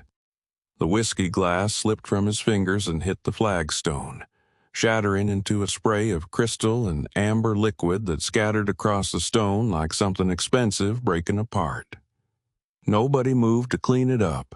Nobody moved at all. In the silence that followed, Stanton closed the folder, set it under his arm, and reached into his jacket. What he produced caught the October light, steel, hinged, unmistakable. Handcuffs. The click of handcuffs at a wedding sounds nothing like it does on television. It's quieter, sharper, and it echoes off stone walls the way a single note echoes through an empty church. A second agent, younger, square-jawed, no expression, stepped forward from behind Stanton and took Brice's right wrist. Brice jerked away on instinct, a single thrash that made the agent's grip tighten, and then his left wrist was pulled behind his back, and the steel closed around it with a click that seemed to travel across the terrace like a crack through ice. "This is a mistake," Brice said. His voice came out high and compressed, squeezed through a throat that had forgotten how to produce the calm, authoritative tone he'd spent a lifetime perfecting. "I'll have my attorney." "Your attorney has been notified," Stanton said. "You're being detained for questioning regarding money laundering and identity theft involving a minor." Identity theft involving a minor. My daughter. My 11-year-old daughter standing 6 feet behind me in a yellow sundress, watching the man who'd been sitting at her breakfast table for 5 years get his hands locked behind his back at a family wedding. Brice was walked toward the main entrance. The second agent had a hand on his elbow, not rough, not gentle, just efficient. The wedding guests parted without being asked. the way a crowd parts for something it doesn't want to touch. Champagne flutes lowered. Conversations that had already died stayed dead. 100 people watched in silence as a man in the Navy three-piece suit was escorted through the doors of Riverside Manor with his head down and his shoulders pulled forward like a building folding in on its own foundation. I've pulled seized engines out of cars before. You can feel the weight of everything that went wrong inside them, all the heat and friction compressed into dead metal. That's what Brice looked like being led through those doors. Dead weight in an expensive suit. He walked past me without looking up. The man who'd told me 9 years ago that I'd lose more than a business. Who'd said it with the calm certainty of someone placing a bet he couldn't lose, couldn't even lift his chin. I thought it was over. I thought the worst had landed, that the blast radius had reached its edge, and now there was nothing left but the settling dust and the work of picking up what remained. I was wrong. Stanton hadn't moved. He stood on the terrace with the manila folder under his arm, watching Brice's retreating figure with the patience of a man who has learned to wait for the right sequence. Then he turned, not toward me, not toward the guests, and spoke in the direction of Brice's back, loud enough that his voice carried across the stone. "Sir, we need your wife to come with us." 9 words. The second detonation nobody expected, including Lorraine. She was standing behind me and to my left, close enough that I heard the sound she made. Not a scream, not a gasp. A small, involuntary noise. The sound of a body absorbing an impact it can't deflect. Her knees buckled slightly, and she caught herself on the terrace railing with both hands. "I didn't," she started. Her voice was barely there, a whisper aimed at no one and everyone. "I didn't do anything. I just didn't say." She stopped. The sentence hung in the air, unfinished, and the missing word filled itself in for every person listening. She just didn't say anything. For 4 years, she watched money move through her child's name, signed the paperwork, and didn't say a word. Not to the bank. Not to the authorities. Not to me. Her defense was her confession. Lorraine looked at me. Then she looked at Wren. Then she looked at the ring of silent guests surrounding us. Faye's friends, our cousins, neighbors from Maryville, people who had come to celebrate a marriage and were now watching one disintegrate. There was no one left to protect her. No Brice to steer her away. No attorney to file a motion. No lie clean enough to cover what that unfinished sentence had just revealed. The second agent returned and spoke quietly to Lorraine. She nodded once, a small, mechanical motion, and walked toward the entrance on legs that didn't seem fully connected to her body. She didn't look back at Wren. I don't know if she couldn't or if she chose not to, and I'm not sure which would be worse. Wren watched her mother leave. She was standing beside me, her hand gripping mine with a strength that seemed impossible for fingers that small. Her yellow sundress had a grass stain on the hem from when she'd run across the lawn earlier. A lifetime ago, 1,000 years ago, back when this was still a wedding. "Where do I go now?" she asked. Her voice was small and clear and steady in the way that children's voices are steady when they haven't yet learned that some questions don't have answers. She wasn't crying. She was looking up at me with eyes that held more trust than I deserved, because she barely knew me.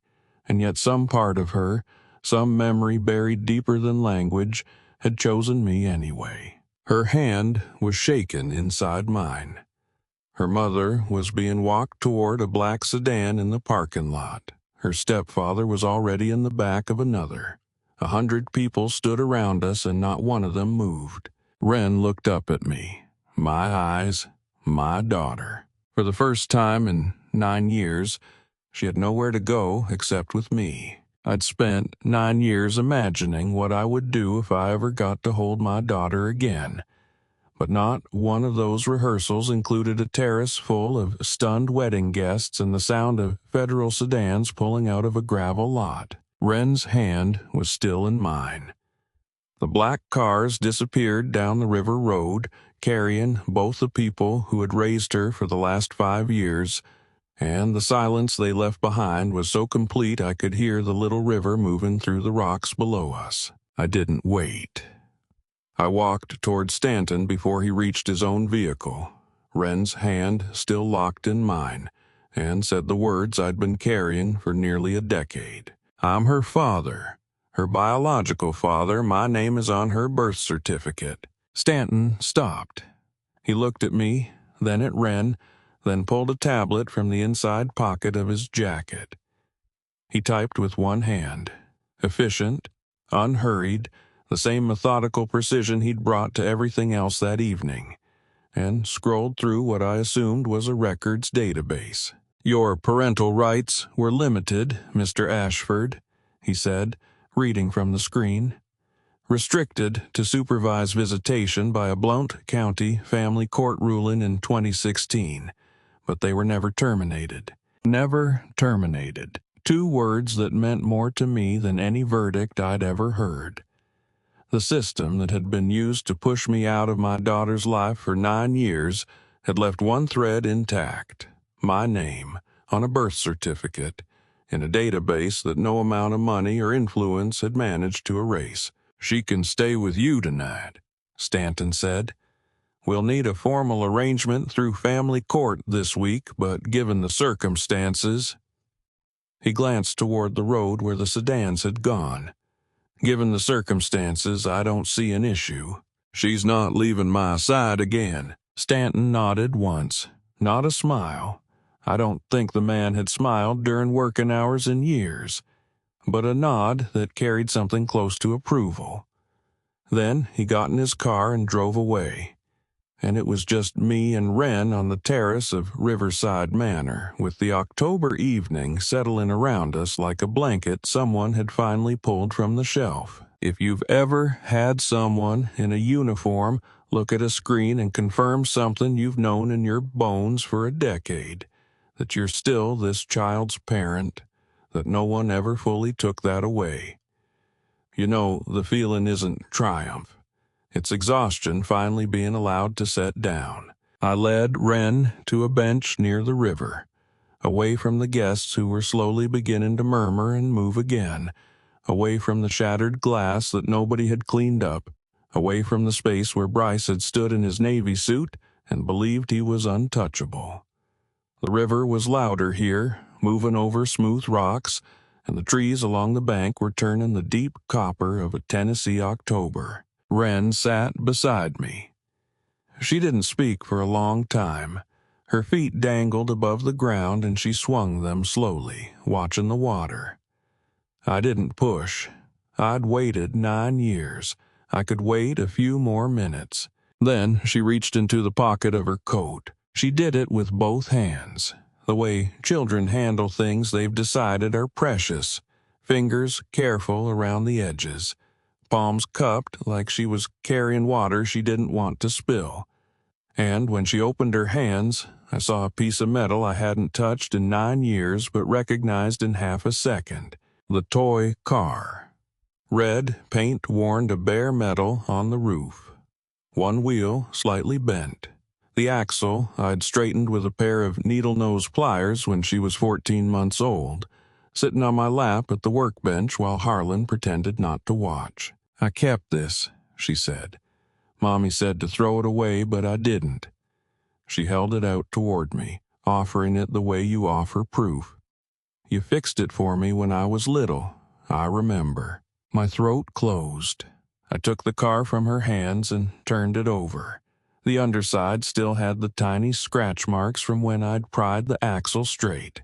I'd bought it at a flea market for $4. I'd spent 20 minutes fixing it because she wouldn't stop crying until the wheels turned again. You remember that? I managed. I remember you said something. She was looking at the river, not at me, the way people look away when they're about to say something that matters too much to say face to face. You said, Daddy always comes back. She said it like a fact, like something she'd been testing against a lie for 9 years, and the fact had finally won. I couldn't speak. I put my arm around her and she leaned into my side, and we sat there on that bench watching the river while the wedding behind us slowly, impossibly, began to resume. I could hear Faye's voice somewhere inside, steady and calm, pulling the evening back together the way she pulled everything back together, with stubbornness and grace and the refusal to let anyone else's disaster define her day. I held that toy car in my palm, $4 of bent metal and chipped paint, and felt the weight of everything it had carried. Then I closed my fingers around it and pulled out my phone. I had a call to make, one I should have been able to make a decade ago. I sat on the porch steps at Cedar Lane, with the toy car still in my jacket pocket, and dialed a number I hadn't called in 14 months, Leland Norwood's personal line. Wren was asleep inside. Faye had helped me get her settled in the spare bedroom, the one I'd kept ready for 9 years, sheets changed every Sunday. And now the house was quiet in the way only a house with a sleeping child can be quiet, full instead of empty. The phone rang 5 times. Each ring stretched longer than the last, and I watched a moth circle the porch light in tighter and tighter loops, like it was winding itself into a decision it couldn't take back. Leland picked up on the 6th ring. His voice was alert. Not the voice of a man pulled from sleep, but the voice of a man who'd been sitting up, waiting for something he couldn't name. "I've been waiting for this call for 9 years," he said. "Your file is sitting on my desk right now." I told him everything. Stanton, the federal ID, the account in Wren's name, the handcuffs, Lorraine being walked to a second car, the whole scene, start to finish, while the October air carried wood smoke from a neighbor's chimney and the cold of the porch steps seeped through my suit pants. Leland listened without interrupting.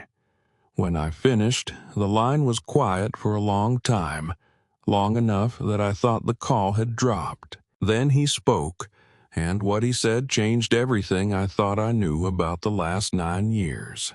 "I never closed your file," he said. "Not once. Every year I told myself this is the year I put it away, and every year I'd find one more thing that didn't sit right. Judge Pelham's campaign disclosures, the way Brice's financials were never subpoenaed. The Guardian ad, Lydom, who spent exactly 45 minutes with your daughter before recommending against you. I remembered the last time I'd sat in Leland's office, 2017, the week after losing custody. He'd walked me to the door and put his hand on my shoulder and said, "I'm not done with this. Don't you be done either." I thought it was just something lawyers said, a professional kindness, a handshake at the end of a losing fight. I wasn't being kind. He was making a promise. "You kept it all this time," I said. "Leland, I stopped calling because I thought there was nothing left." "You stopped calling," he said. "You didn't stop writing those letters. I figured a man who writes his daughter every single week for 9 years hasn't quit. He's just waiting for the right door to open." I pressed the phone harder against my ear. My hand found the toy car in my pocket and closed around it. "Tell me exactly what Stanton said," Leland continued, his voice shifting from reflective to operational. "Word for word if you can. Federal involvement changes everything. It moves this out of Blount County's jurisdiction and into territory where Brice's connections can't reach." I walked inside while I talked, moving to the kitchen table, the same table where I'd eaten alone for 9 years, where I'd written letters no one opened, where the surface was scarred from a decade of solo dinners and solitary work. The stack of returned letters sat against the kitchen wall in a cardboard box. I could smell the old paper from across the room, A train horn rolled through the valley from the Norfolk Southern line, the 11:15 freight that had rattled my windows every night for 20 years. Tonight it sounded different. Tonight it sounded like something arriving instead of passing through. Leland was quiet for a moment after I finished recounting Stanton's words. Then he spoke with the careful precision of a man who has been composing a paragraph in his head for 9 years and is finally reading it aloud. That account Brice opened in Wren's name. The deposits went through her Social Security number every transaction. In the eyes of the federal government, your daughter is a victim of financial exploitation. They used my daughter's name to wash money? They did, and that's the worst thing they could have done for themselves, because it means I don't have to wait for a standard review. I can file an emergency petition Monday morning. Child Victim Protection Statute. Different judge, different courtroom. He paused. When he spoke again, his voice carried something I'd never heard from Leland in all the years I'd known him. Not caution, not qualification, but certainty.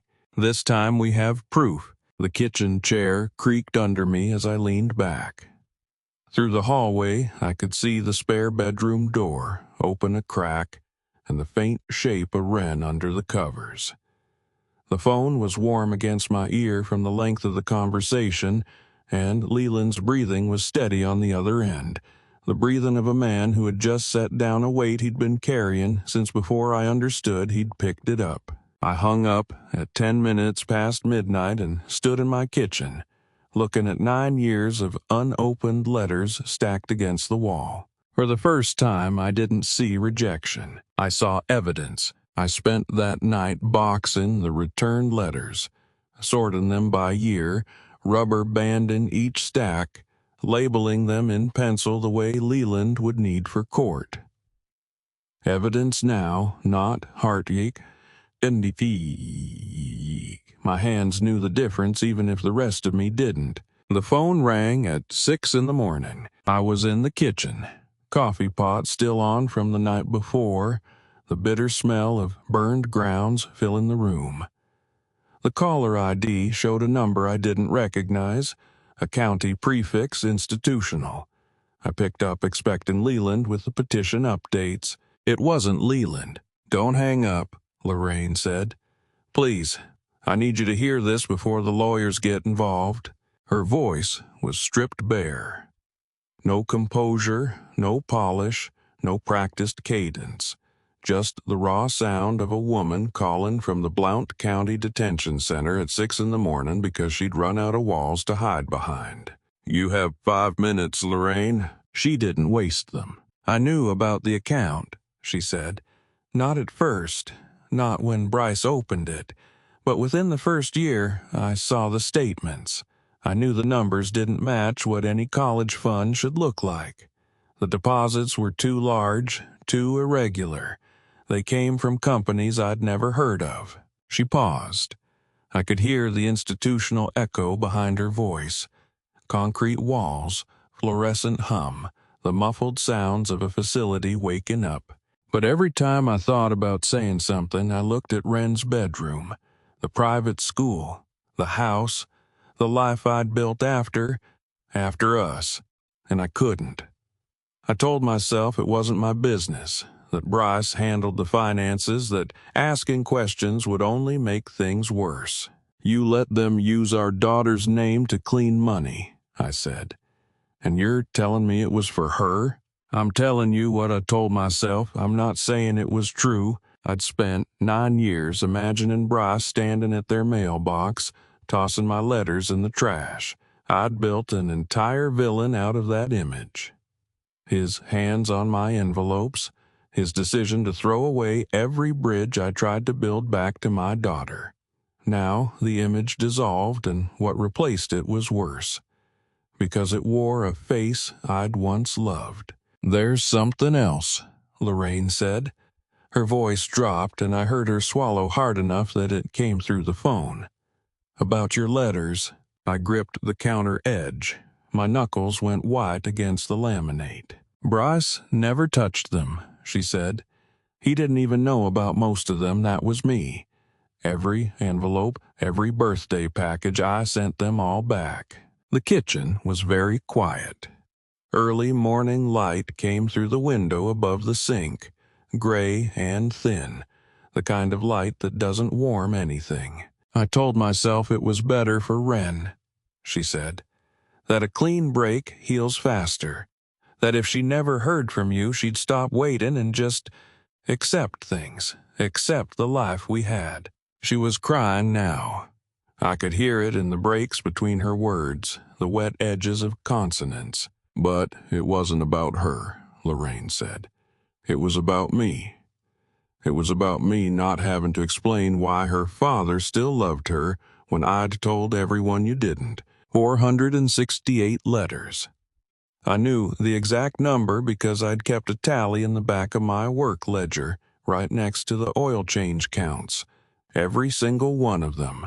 The birthday cards with drawings in the margins, the Christmas notes, the small packages wrapped in brown paper, had been intercepted by the woman I'd married, not by the man who stole my business, not by some faceless system, by Lorraine, by choice, for 9 years. I didn't yell. I didn't slam my hand on the counter. I didn't do any of the things I'd imagined doing if I ever learned who had been standing at that mailbox. I just went quiet. The kitchen faucet dripped twice in the silence. 2 drops. That was all the time it took for everything I thought I knew about the last 9 years to rearrange itself. Corbin? Lorraine's voice was small through the phone. Are you still there? I was still there. I'd always been there. That was the point. That was the entire point of every letter and every gift and every Sunday I'd driven past the county line hoping for a glimpse of a girl who was growing up without me. I had never left. Lorraine had just made sure Wren couldn't see me. I could have asked about the money. I could have asked about Brice, about the shell companies, about how much she'd known and when. I could have asked her to justify 9 years of manufactured silence. But there was only one question that mattered. Only one question that had ever mattered. Does she know the truth yet? The pause on the other end lasted long enough that I heard the detention center's PA system crackle in the background. Some announcement about breakfast, about morning count, about the ordinary machinery of a place where extraordinary failures go to be processed. No, Lorraine said. The word hung in the static between us, like a door that had never been opened. 9 years of letters Wren never saw. 9 years of a father she was taught to forget. And now, a question neither of us could answer. What happens when she finds out? I waited 3 days before I sat her down. 3 days of rehearsing sentences in the garage mirror that all sounded like lies no matter how I arranged them. How do you tell an 11-year-old that the story she's been living isn't the real one? Early November. I picked Wren up for a weekend visit. Stanton's office had approved temporary custody while the formal petition worked its way through and brought her to Cedar Lane. She walked through the house slowly, touching things. The hallway wall, the kitchen door frame, the stool by the counter, like she was reading the place with her fingers. We sat at the kitchen table, the same table where I'd written hundreds of letters, where I'd stacked the returned envelopes, where I'd eaten alone for 9 years. The letters were gone now, boxed and labeled for Leland, but their absence had its own weight, the way a missing tooth has a shape your tongue keeps finding. Wren, I need to tell you something important, I said, about why I wasn't around. She looked at me with those steady brown eyes. Mom said you were busy. Busy. That was the word Lorraine had chosen. Not gone, not uninterested, busy. A word small enough to fit inside a child's understanding without leaving a mark. Except it had left a mark. I could see it in the careful way Wren held herself at the table, the way she kept one hand near the edge as if ready to push back and leave. I told her the truth. Not all of it. Not the money, not the federal agents, not the account with her name on it. That was for adults and courtrooms. I told her the part that belonged to her. I wrote you a letter every single week, I said. Every week for 9 years. Birthday cards, Christmas notes, drawings of the shop cat. I never missed one. 468. I'd never said the number out loud before. It sounded impossible, like counting every raindrop in a Tennessee October. Not even when it snowed? She asked. Especially when it snowed. Those were the ones where I drew you pictures of the shop cat sitting on the engine block to stay warm. Something moved behind her eyes. Not understanding, not yet, but the beginning of understanding. The first crack in a wall she didn't know she'd been living behind. The letters got lost, I said. They never reached you. But the love behind them, that was real. Every single word, every drawing, every time I wrote Dear Wren at the top of the page, I meant it. She didn't cry. She went quiet in the way children go quiet when they're processing something too large for the container they've been given. She looked at the table. She looked at the window. She looked at her own hands. Then she reached into her jacket pocket and pulled out the toy car. She placed it on the table between us. The same battered metal car with the bent axle and the chipped red paint. The one she'd kept under her pillow for 5 years. The one she'd carried to the wedding in her coat. She set it down gently, the way you place something on an altar, and then she climbed off her chair and into my lap. Her arms went around my neck. Her face pressed into my shoulder, and she whispered the phrase that had survived 9 years of manufactured silence. The words I used to say every morning when I left for the garage and she was still small enough to stand at the screen door and wave. Daddy always comes back. I held her so tight I was afraid I'd break something. Turns out the thing that broke was 9 years of silence. December 2025. Blount Count Courthouse. Different courtroom. Different judge. Leland walked in the way a man walks into a building he's been circling for 9 years, like he already knew where every chair was. The Honorable Ruth Margrave, a no-nonsense family court judge reassigned after the original judge's recusal, reviewed the emergency petition in a courtroom that smelled like old wood and floor polish. Leland presented the federal evidence, the procedural violations from the original trial, and the letters. Your Honor, 468 letters, he said. One every week for 9 years. I submit them as Exhibit D. Proof of sustained parental devotion in the face of systematic obstruction. The ruling took 11 minutes. If you've ever watched a judge sign a piece of paper that gives you back your child, you know that the pen sounds different. It sounds like a lock opening. The court finds sufficient cause to restore primary custody to Mr. Ashford, Judge Margrave said, effective immediately. Leland closed his folder. He didn't celebrate. He nodded once, the nod of a man setting down a weight he'd carried for 9 years, and walked me to the door. Outside, the December air was sharp enough to taste. Frost lined the courthouse steps, and Wren's breath made small clouds as she stood beside me, her hand in mine, looking out at the parking lot like she was seeing it for the first time. She tugged my hand. Do I get to stay with Daddy now? Yeah, sweetheart, you get to stay. I carried her down those courthouse steps and buckled her into the passenger seat of my truck. The same truck I'd driven to every hearing for 9 years with an empty seat beside me. The seat wasn't empty anymore. The bedroom door had been closed for 9 years, but I'd gone in every Sunday to dust the shelves and change the sheets just in case. That same December. Wren stood in the doorway of that room with a single duffel bag over her shoulder, looking at a space that had been waiting for her since before she could read.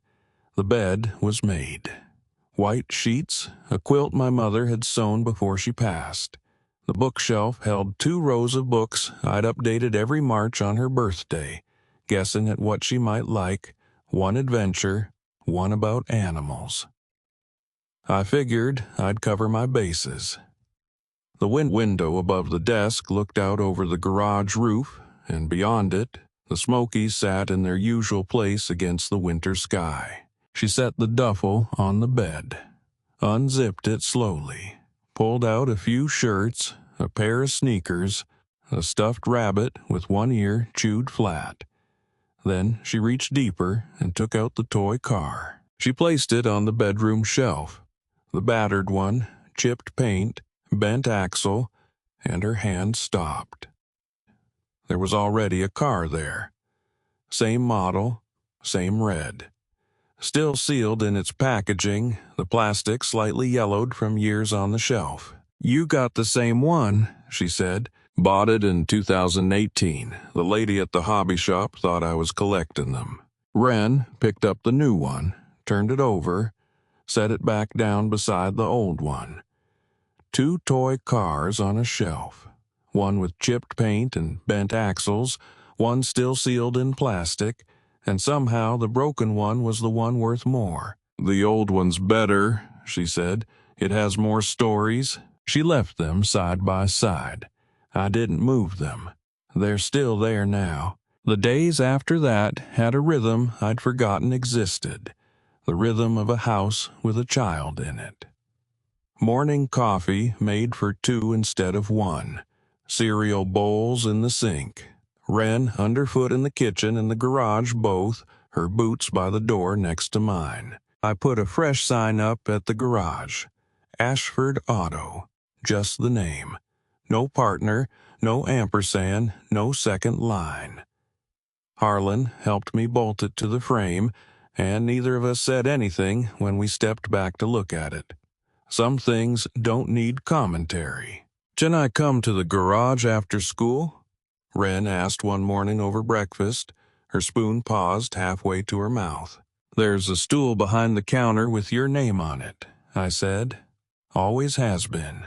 How do you explain to someone that the best mornings of your life are the ones where nothing happens, just cereal and bus schedules and a backpack by the door? That after 9 years of silence and courtrooms and letters that came back unopened, the sound of a child asking for more orange juice is enough to make you grip the counter edge and breathe? She started coming to the shop after school. Did her homework on the stool behind the counter while I worked. The shop cat took to sleeping on her backpack, and Harlan started keeping a bag of gummy bears in the toolbox for her without being asked. Small things, the kind of things that build a life without announcing it. Earlier that same month, federal courthouse in Knoxville. I drove alone. Wren stayed with Faye and sat in the back row of a courtroom that smelled like industrial carpet and recirculated air. Brice stood at the defense table in a suit that didn't fit the way his suits used to fit. The shoulders were wrong. The confidence was gone. The charges were red, money laundering, identity theft involving a minor. The judge pronounced the sentence, and Brice's attorney made a statement I didn't listen to because it didn't matter. I watched them take Brice through a side door in handcuffs, and I waited for the satisfaction to hit. It never came. Something better came instead. Indifference. The man who had promised I'd lose everything, who had taken my wife and my business and my daughter and my name from a mailbox, was being walked out of a courtroom in federal custody, and I felt nothing toward him at all. Not anger, not triumph, just the quiet recognition that he had stopped mattering to me somewhere between the wedding and this moment, and I hadn't even noticed when it happened. When he looked at me once as they led him past. I think he wanted me to say something, a final word, A pardon shot, the kind of line you rehearse in a cell. I didn't have anything left to say to him. I hadn't for a while. I'd spent 9 years rehearsing what I'd say when justice finally came. Turns out, justice doesn't need a speech, it needs a drive home. I walked out of the courthouse and down the steps into December air that was sharp enough to taste. I didn't look back at the building. I didn't look at the parking lot where the transport van was waiting. I got in my truck, started the engine, and pulled onto the highway heading south toward Maryville. I drove home under a sky the color of old steel and pulled into the driveway at Cedar Lane. Through the kitchen window, I could see Wren at the table, head bent over a math worksheet, the shop cat curled on the chair beside her. I sat in the truck for a full minute, just watching. Because some things you want to memorize before you walk through the door. I finally walked through the door that evening, and Wren looked up from her worksheet and said, "You were sitting out there a long time." I told her I was just listening to the engine cool down. She accepted that the way children accept things that don't quite make sense, with a shrug and a return to long division. Lorraine's letter arrived on a Tuesday in late December. No return address, just her handwriting on the envelope. The same sharp, precise cursive I'd seen on divorce papers and custody documents and every other piece of mail that had ever rearranged my life. I stood at the mailbox for a long time, deciding whether to open it. I opened it at the kitchen table after Wren left for school. It was short.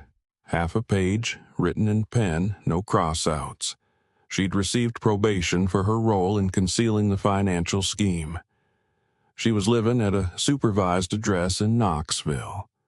The letter didn't make excuses, it didn't explain, it asked one thing. "I'm not asking for forgiveness," she wrote. "I'm asking for a door that isn't locked." I read it twice.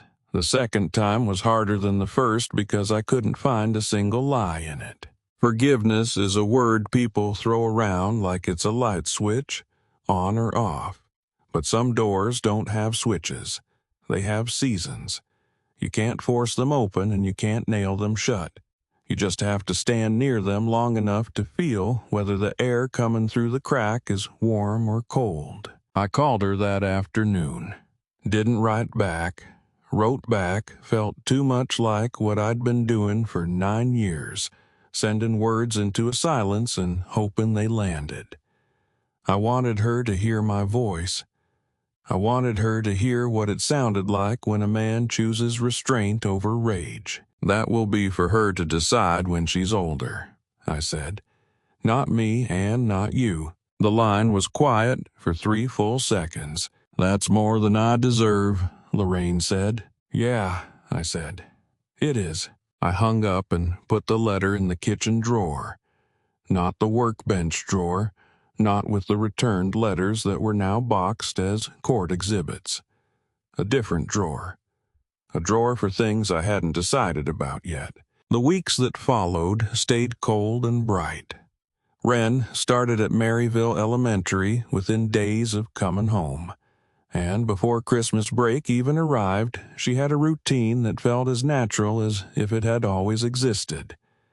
Breakfast at the kitchen table, cereal for her, coffee for me, the shop cat sitting on the windowsill watching birds with the intensity of an air traffic controller. Bus stop at the end of Cedar Lane at 7:45. School until 3, then the walk to the garage. She'd been in my life for 3 weeks. I'd waited 9 years for those 3 weeks. The math didn't balance and I didn't care. "The kids at school say your garage is the one with the cat," she told me one afternoon, dropping her backpack on the floor behind the counter. "That cat was here before the garage," I said. "He just lets me use his building." She laughed. The sound bounced off the concrete floor and the metal walls and settled somewhere in my chest where it would stay. Wren did her homework on the stool behind the counter every afternoon, and when she finished, she'd wander into the shop and watch me work. I started teaching her small things: how to check tire pressure, how to read a dipstick, how to hold a wrench without skinning her knuckles, thumb on top, fingers wrapped, let the tool do the work. Lefty-loosey, righty-tighty, I said. That's half of everything I know. What's the other half? Knowing when to stop turning. She was patient with tools in a way that reminded me of myself at that age. Not fast, not flashy, but careful. She treated each bolt like it mattered. She asked why before she asked how. And she never forced anything, which is the hardest lesson a mechanic can learn and the one most people never do. A garage teaches you one thing above all else.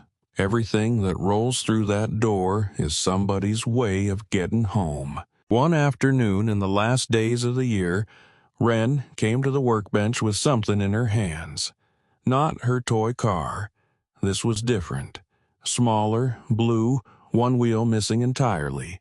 The axle bent at an angle that would have made Harlan wince. "Daddy, can we fix a toy car for my friend?" she said. "The wheel came off and she's really sad about it." She held it out to me the way you hand someone something precious. Both hands, fingers careful around the edges, as if the broken thing might break further if she wasn't gentle enough. I looked at my daughter standing in my garage in her school clothes with grease already on her sleeve, holding a stranger's broken toy and asking me to help her make it right. And I understood that the story I'd been living for 9 years. The letters, the courtroom, the silence, the lies, the toy car under the pillow had been leading here.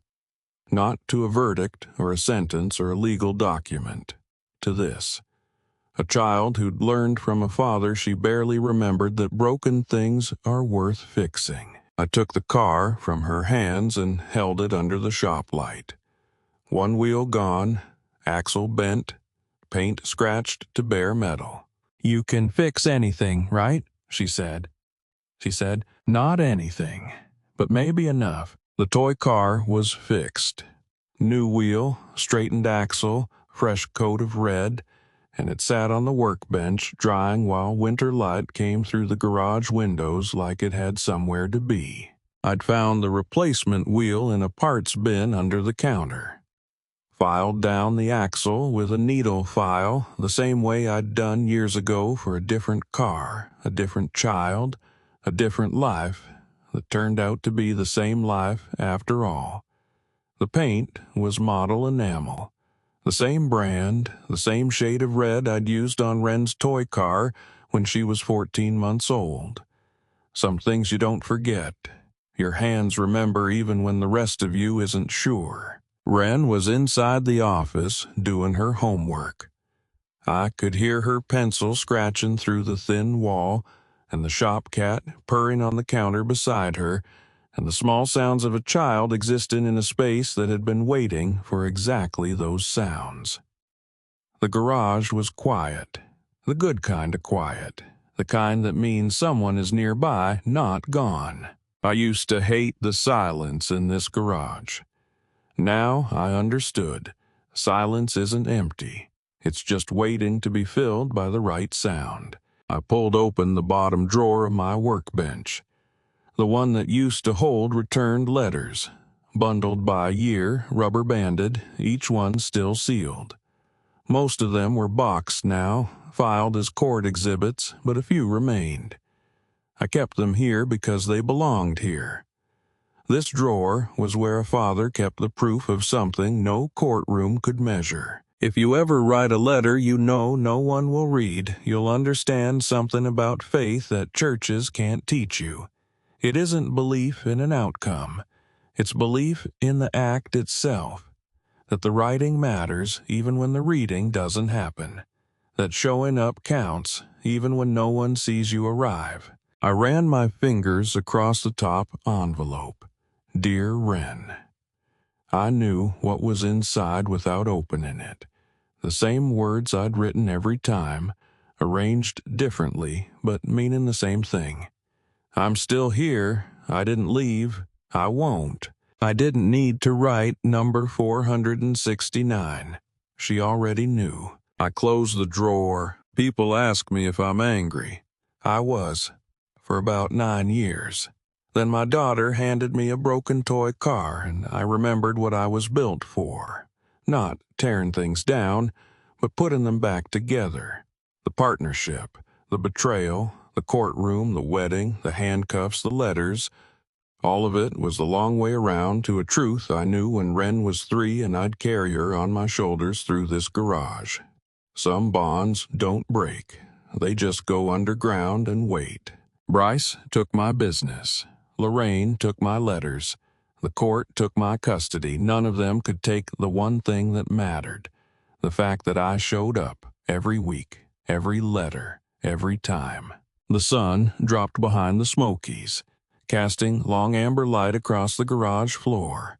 It caught the lift, the compressor, the crack in the concrete by Bay 3 that had been there since the year I poured the slab. My name was on the sign outside. My tools were on the walls. The stool behind the counter had a backpack on it and a math worksheet half finished in pencil. The Smoky Mountains don't move.